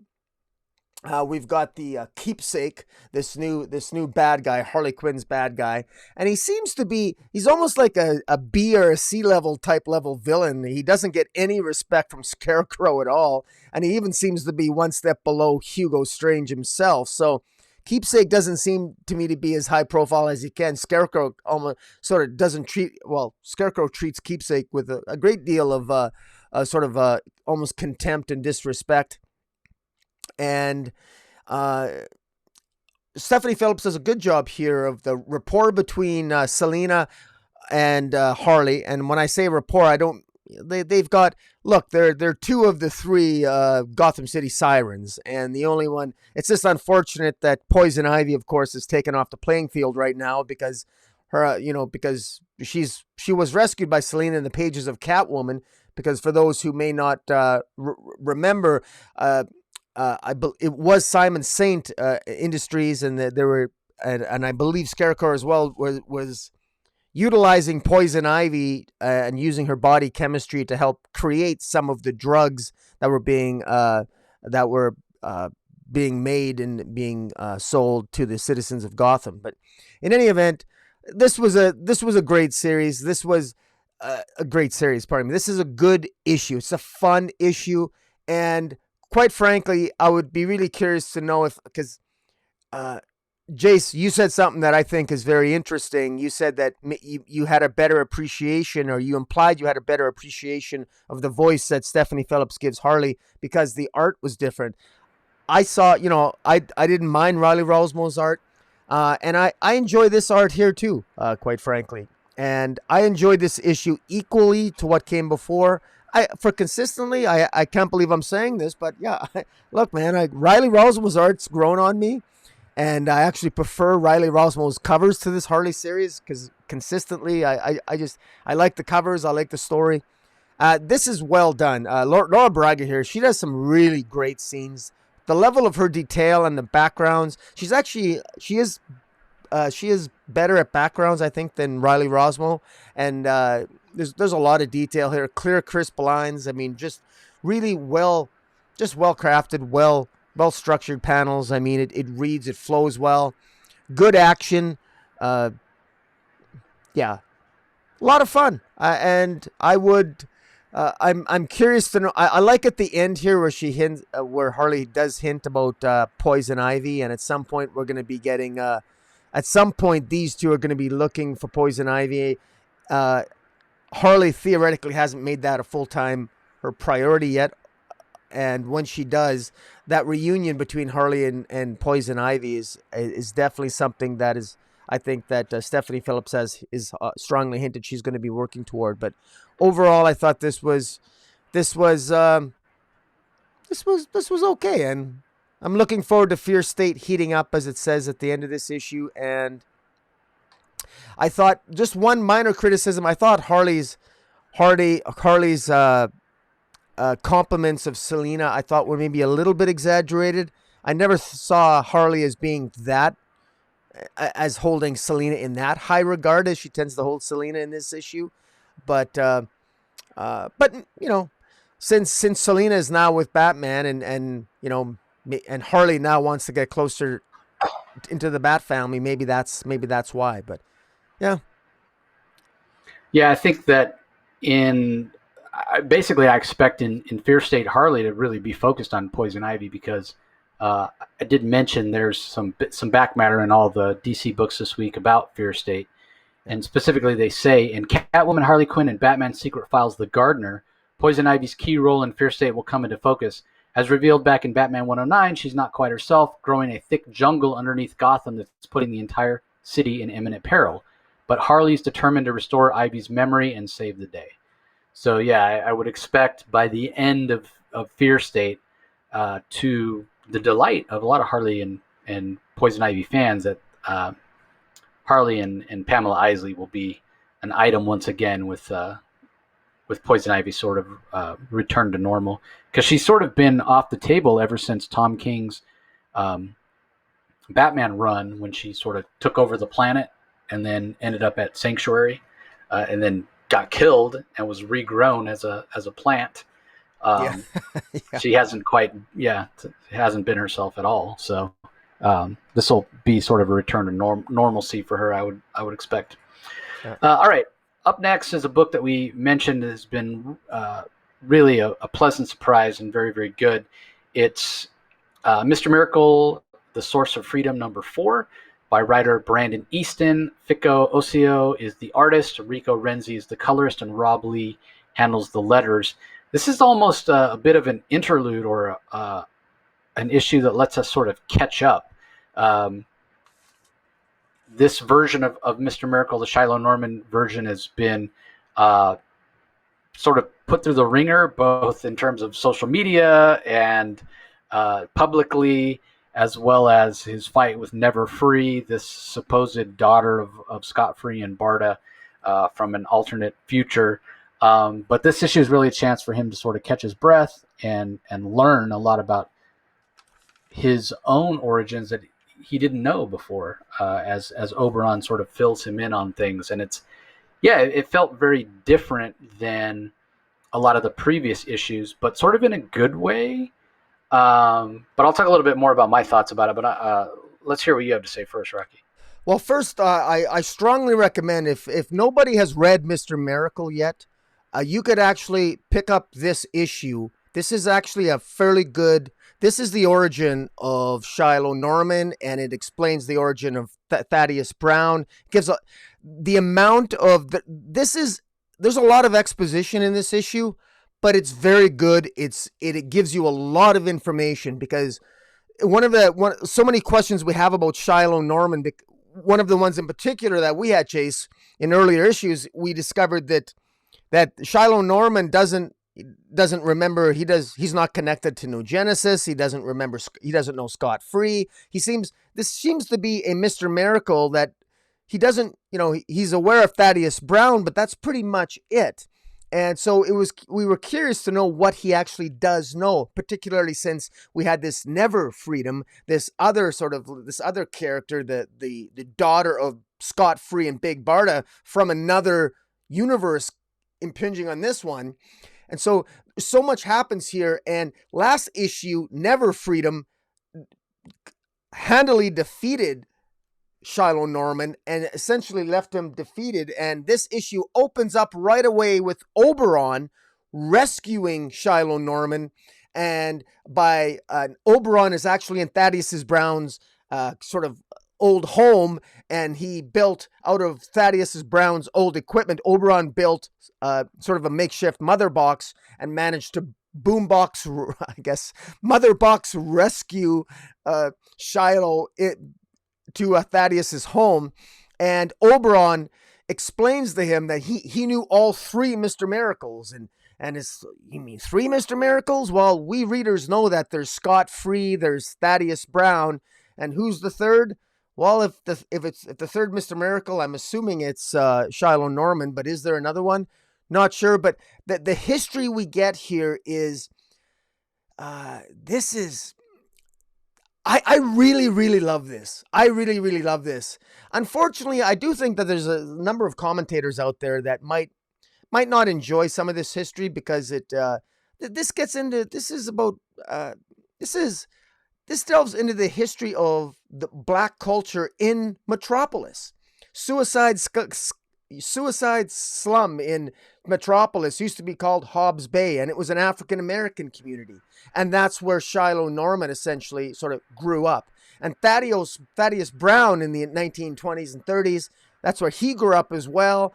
And we get into his origin, where he comes across this mother box, and he utilizes the mother box to become famous, to become popular, and he marches with other African Americans in the I believe it's the 1940s, and he encounters a lot of racial resentment and anger, but he utilizes his fortune that he gains from being an entertainer as an escape artist to sort of help the community, and to create infrastructure and create a more of a vibrant middle class for Hobbs Bay in the early days in the 1940s Metropolis.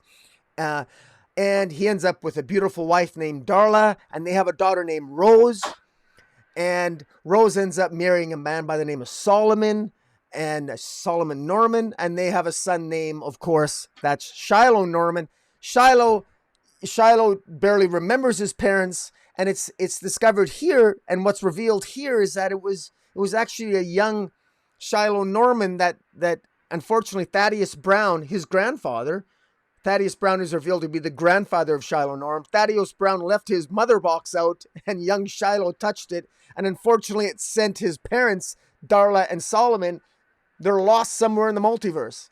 And that's interesting. So we know maybe in some future issue that they might be found. I think that's interesting. I don't think they're killed, but it's fascinating that we're getting that backstory, and Thaddeus, and it's the loss of his wife. Thaddeus's wife died, and then when he loses his daughter because of his own carelessness and leaving his mother box around that his grandson Shiloh played with, and so he ends up losing his daughter and his son-in-law. Thaddeus becomes an alcoholic, and he sort of loses his fortune, and he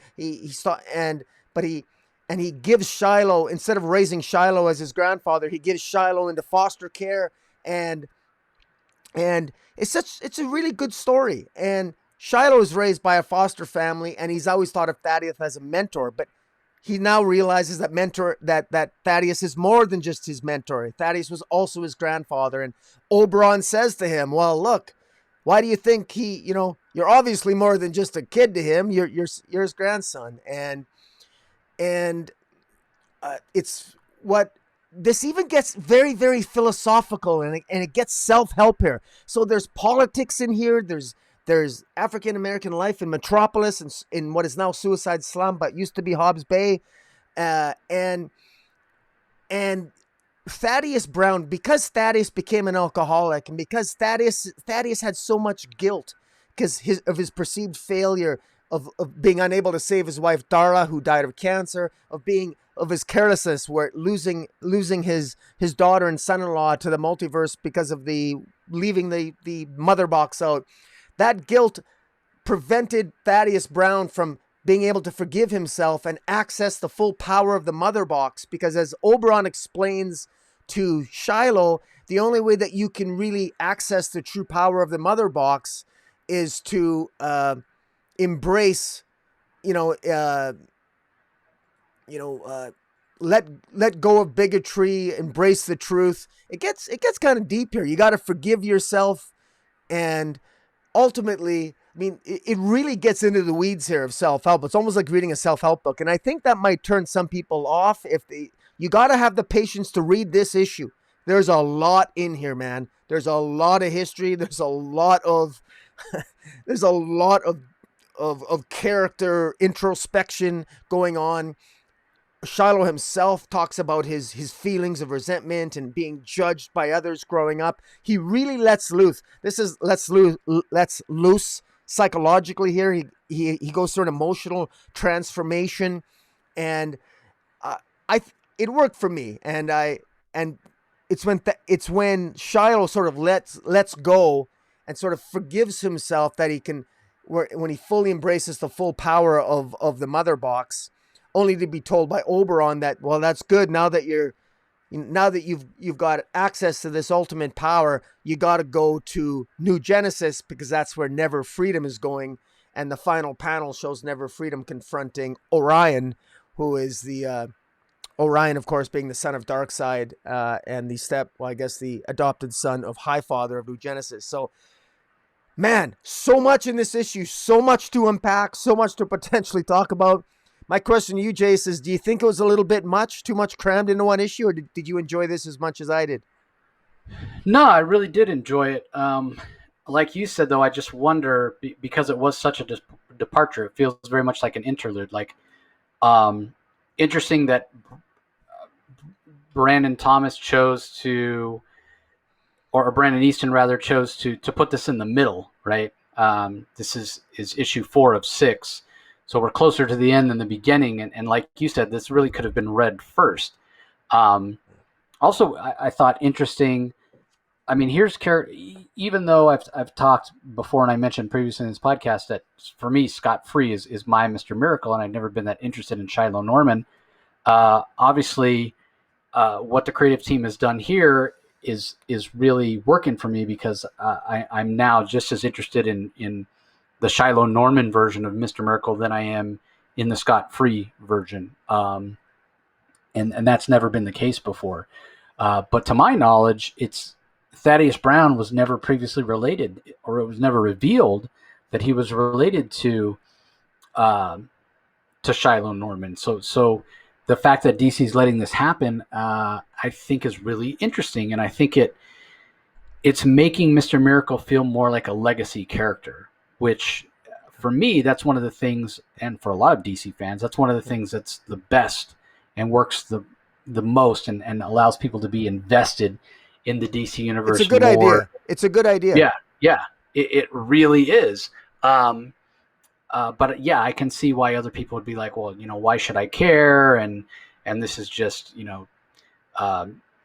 whatever, token diversity and what have you. But no, I think that this works. I think this idea is the fact that there have been multiple Mr. Miracles over time. We've already known that, starting with Thaddeus Brown, who first came up with the idea, and then passing it on to his grandson and training scot-free when he had the opportunity.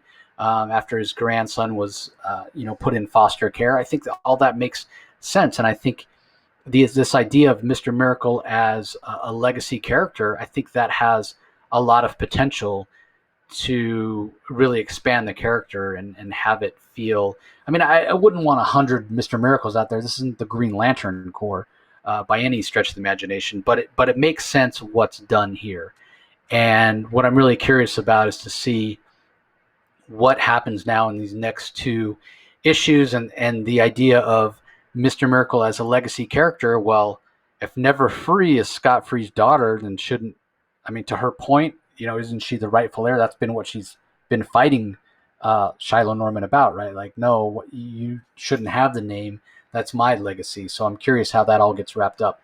One of the things I will say about this issue, so the flashback scene is really interesting, how they chose to color it where it looks kind of like the dot type newsprint coloring from back in the day, which was interesting. But I felt like the art here, I had to go back and look once I got a couple pages in to see if it was a different artist, because I felt like the art wasn't quite as clean as Fico Ocio has given us previously. So I don't know if he was just rushed for this issue or what. And it's not to say the art's bad by any stretch of the imagination, but I just didn't feel like it was quite up to his usual work, but it's still good, and I feel like the color work has been consistently great throughout.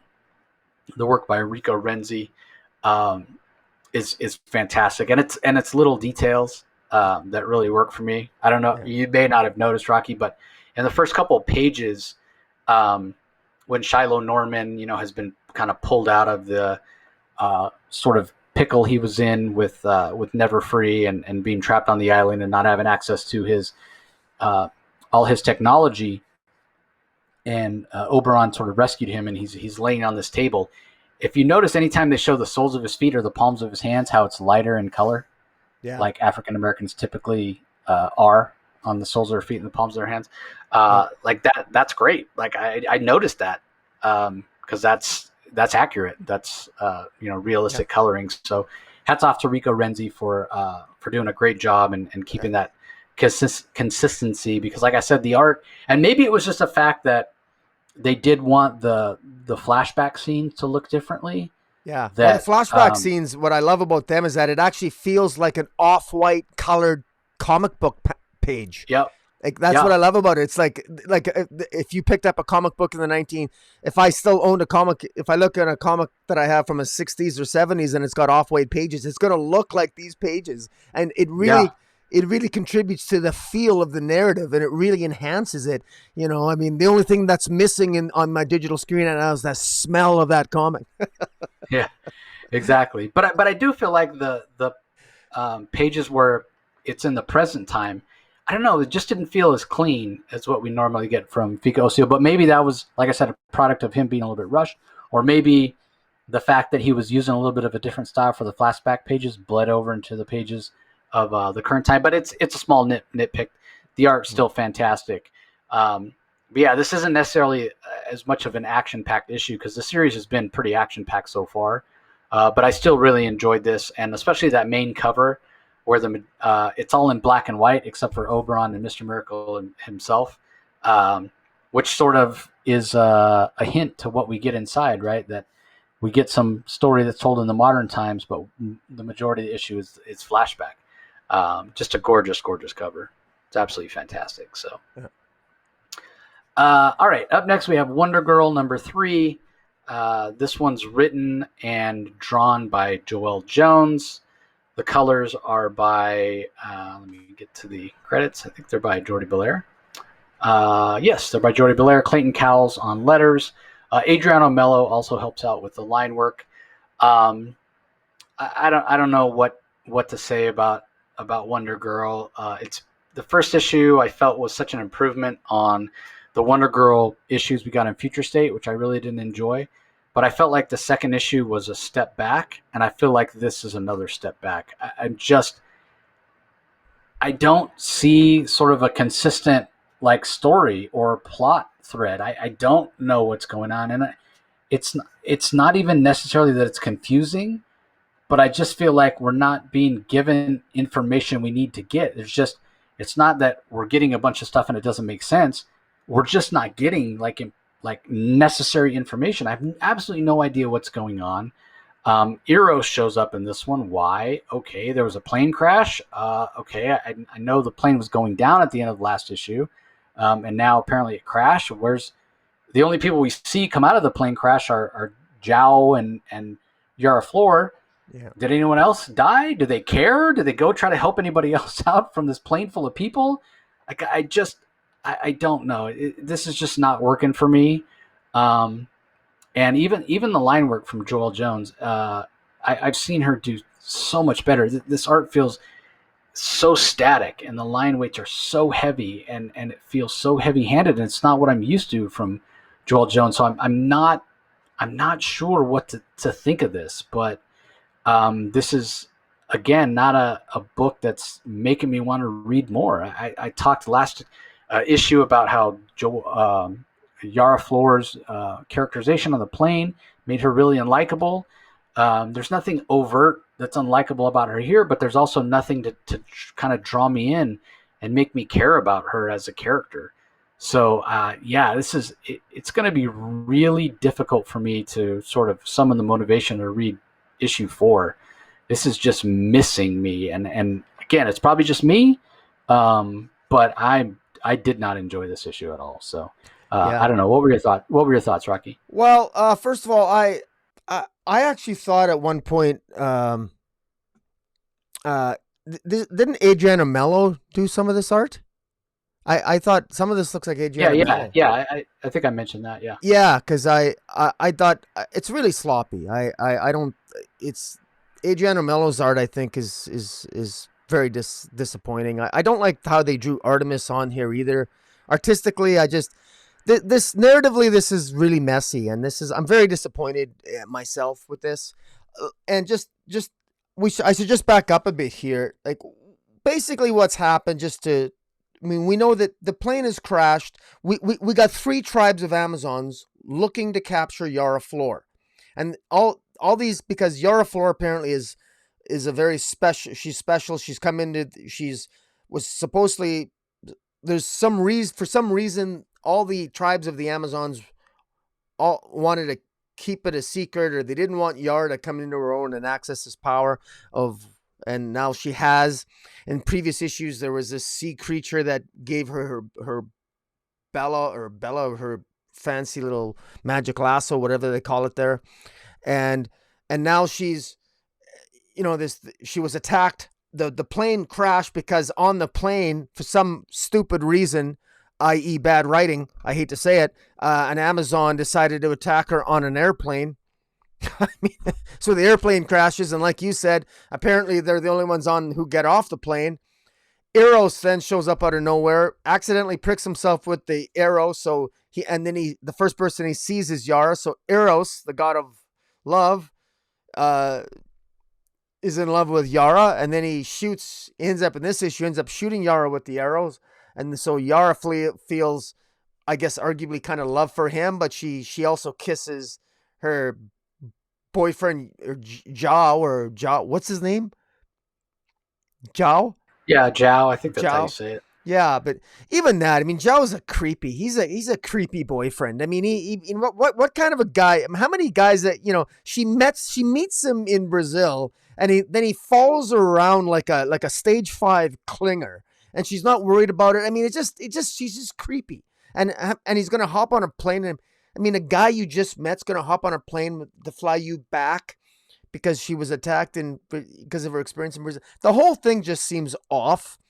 And then I, Joelle Jones is the whole Artemis and Wonder Girl here, Cassie Sandsmark, Artemis and Cassie, their dialogue and they meet is atrocious, and they meet up with this other Amazon from another tribe, and it's totally pointless.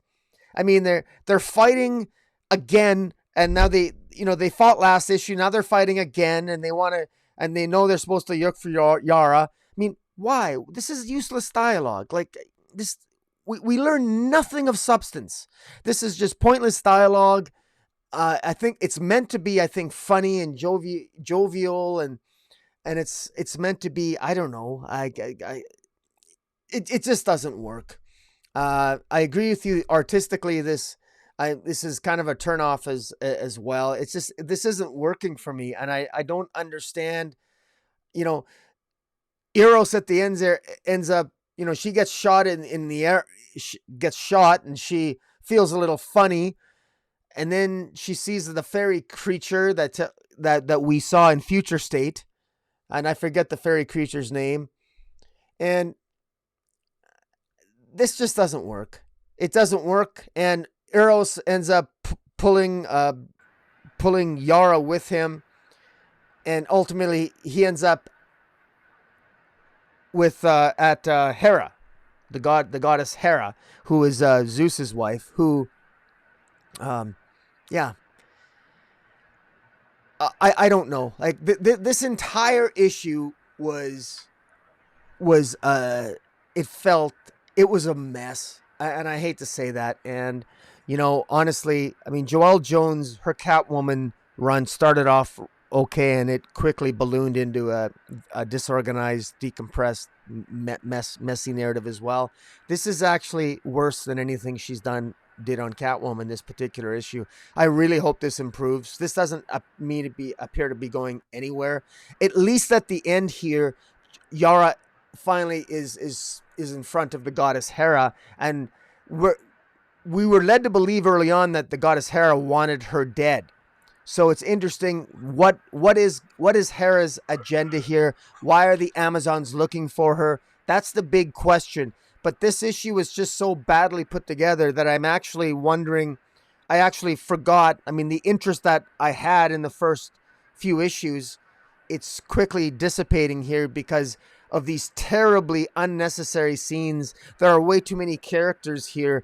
Joelle Jones does not know how to handle all these moving parts very well. She should have just maybe had one tribe of Amazons look for her instead of having 3, because this is really, really messy.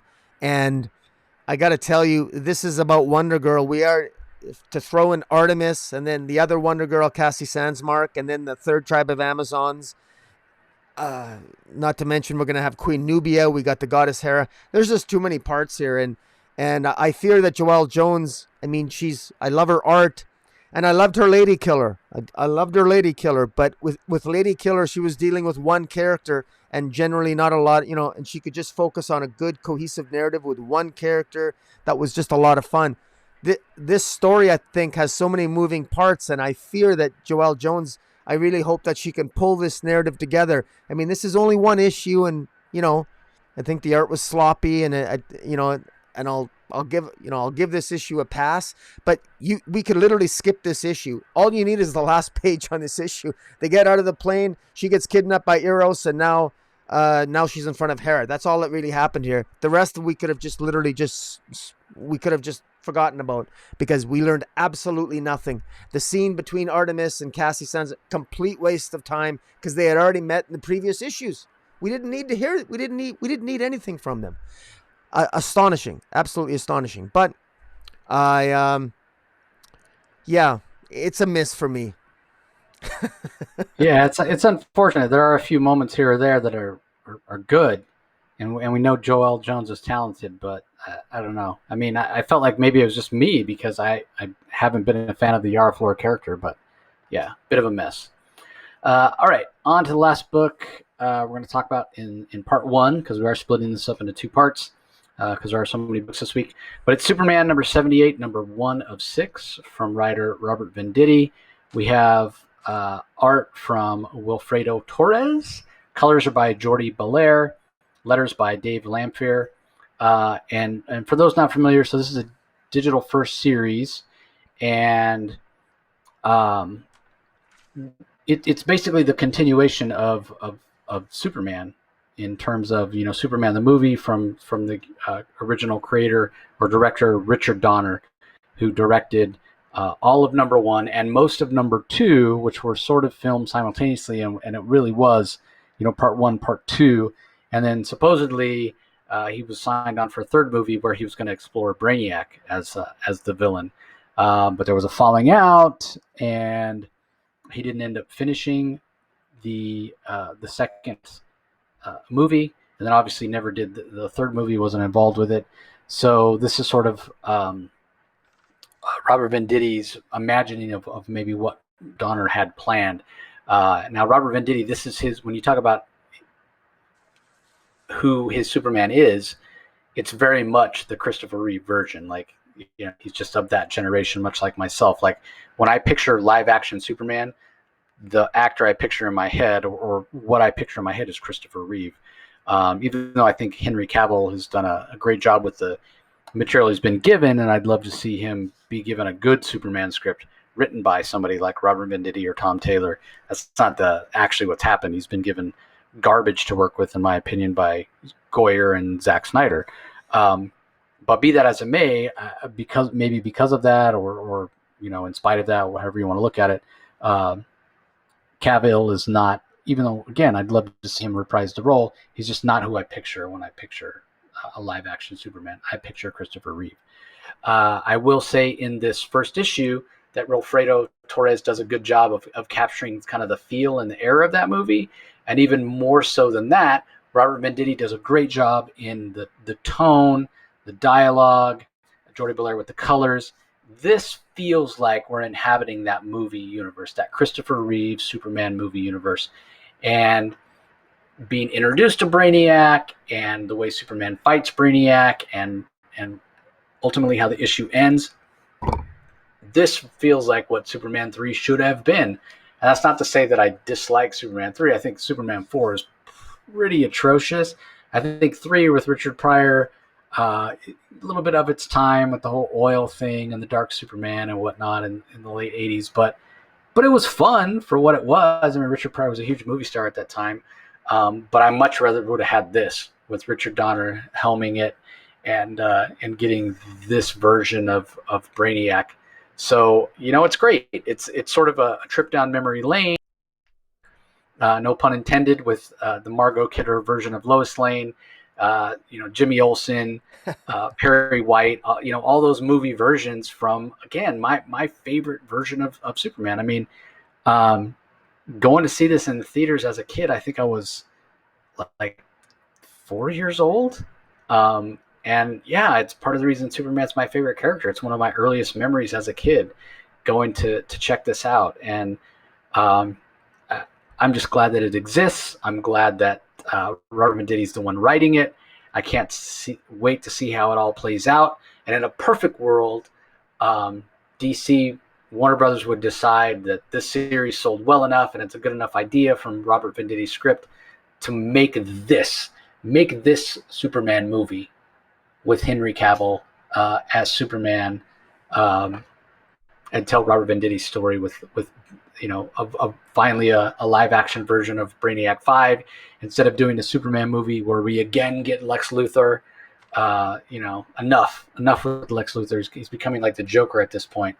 And don't even get me started on Jesse Eisenberg as like worst casting in movie history, in my opinion. I agree. The I didn't worst. Yeah. I like, off the top of my head, I cannot think of worse casting in any role. Yeah. Other than Jesse Eisenberg as Lex Luthor. Absolutely terrible. So yeah, I think this really works. If I had any complaint, I wouldn't mind if the art was a little more detailed, but that's not really Wilfredo Torres' style. And his style does give it sort of a timeless feel, as opposed to if you went with an artist like an Yvonne Reese or a Jim Lee, where it would be more detailed. It definitely would be more rooted in the DC house style, but then it might not age quite as well. So yeah, I thought this was really fun. Like I just enjoyed it so much, and it really felt like I was back in the theater watching a Christopher Reeve Superman movie. For me, this just worked. So I don't know. How did you feel about it, Rocky? Yeah, I agree. My favorite, I'm right the same age demographic as you. I was 6 or 7 and when I saw Superman the movie, and it's my favorite superhero. It's my favorite superhero movie of all time, and it always will be. That's for purely nostalgic reasons. So it will always be number one, and followed closely by probably Avengers Endgame. But yeah, no. You nailed it. This captures the feel. A credit to Robert Venditti here. That he captures the voices of Clark, Lois, and I found that he captured Perry White particularly well. For some reason, I remember Perry White so well. I want to give a shout out here to Richard Donner. There is a beautiful full page tribute to Richard Donner, who died this year, and I'm just going to read the quote. This is a quote from Richard Donner. "The main aim of our interpretation is to uphold and enhance a great American myth. The key to the whole concept of the film is verisimilitude. We've treated it as truth, and that's why we believe that a man can fly. It's due to this man's efforts, and of course Christopher Reeve as well, who was Superman.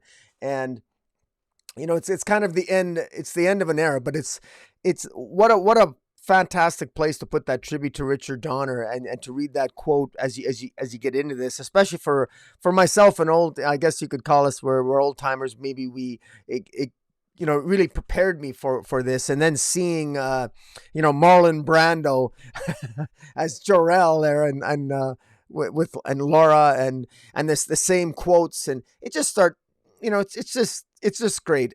One thing I'm glad is that they didn't have the technology back then. The special effects would have been terrible if had they tried to have done a Brainiac villain, I'm sure. So I'm glad that they didn't, and I'm glad we got this comic book. This is very by the numbers. I get more out of this comic because it reminds me of Christopher Reeve.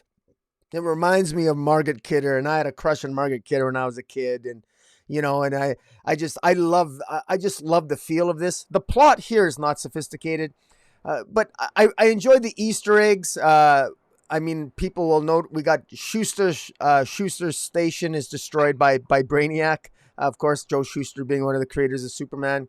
We got this beautiful full page spread here with Christopher Reeve revealing the S. This is man, who wouldn't want to own this page? If for the comic book, I would love to own this page. I'd love to contact the artist, Wilfredo Torres. I'm sure he's keeping that for himself. But just well done. Again, some of the scenes are right out of the movie. There's a couple of panels here that you could tell he took it right for a screenshot right from some scenes in Superman 1, 2, and 3 with Christopher Reeve flying and looking to the right, looking to the left. This has so many callbacks, and the fact that it's interspersed and with a battle against Brainiac. This is a lot of fun, and we'll never get that movie with Christopher Reeve and Brainiac, but man, that's what comic books are for, and it's just a shame that we had to wait this long to get this type of tribute. But it's worth the wait, and I'll definitely be getting this whole series just because of how it makes me feel, and it just puts a shit-eating grin on my face, and it's good. It's Christopher Reeve, it's Brainiac. What's not to love? Yeah, again, it's just what could have been. Yeah. If Richard Donner didn't have that falling out with the producers of Superman, you just wonder how different it might have been. Brainiac may may have been elevated as a Superman villain, things would have been so different. Like I was trying to think when I was reading this, who would I have chosen to play Brainiac? I don't know if Richard Donner had anybody in mind to play him back then, but It's a good question. Well, an actor from back then. God, I'm not. Yeah, do you know when Yul Brynner died? I don't know. Because I think he would have been a good choice somewhere around that time. Early mid '80s, I think, is when he passed away. So I don't know, but yeah. Anyway, like I said, that's going to do it for this episode. We're going to have a part 2, which covers the other, I think, 7 books. One of them being Wonder Woman Black and Gold, which obviously has multiple stories.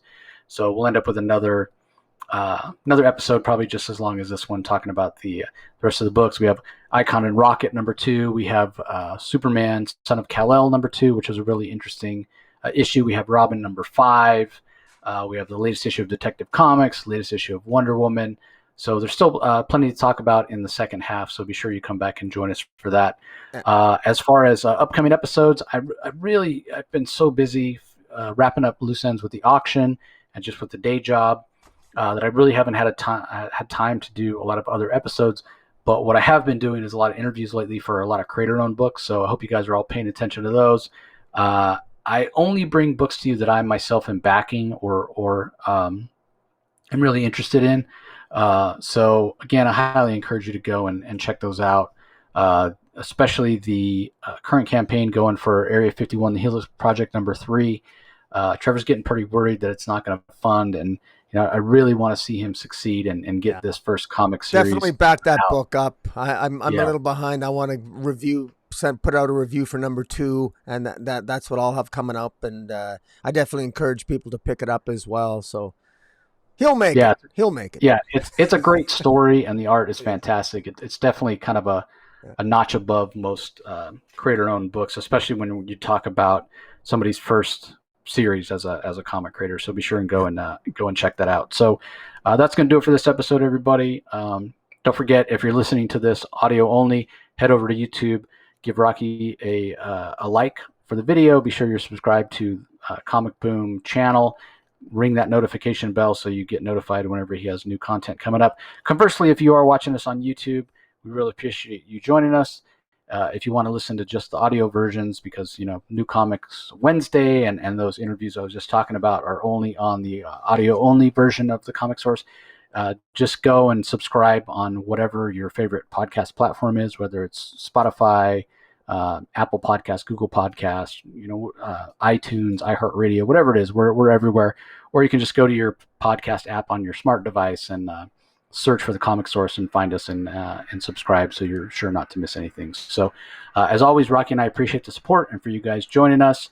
I do think brighter days are ahead for DC. This is certainly better stuff that's been coming out over the last 6 months than we necessarily expected when we were reviewing Future State. I was pretty worried, to be honest. Yeah, and I should add that this is part 1 of the comics for a week of August 24th. I know you mentioned that, but just to be clear, part 2, when we review the other comics that came out this week for August 24th, are much better. I'm gonna, at least I enjoyed the next batch of comics we're going to be reviewing in part 2 of this week of August 24th. I think are much better than the comics we reviewed in this particular video. So I tried to divide them up equally. I thought, because I thought Batman Reptillian was really good. I thought Batman Superman was really good. I thought Mr. Miracle was really good. Yeah. So for me it was kind of 50. Action Comics was really good. But yeah, there were a couple that come up in part 2 that I wasn't a big fan of, but maybe we're not on the same page there. So again, you guys will have to come back to find out. So be sure you join us for part 2. Anyway, thanks for listening, everybody. Again, part 2 coming up, and it'll be out the same day as part 1. We're just dividing it up to give you guys a bit of a break. So that's going to do it for this episode. Really appreciate your support as always, and we'll talk to you next time. Catch you later.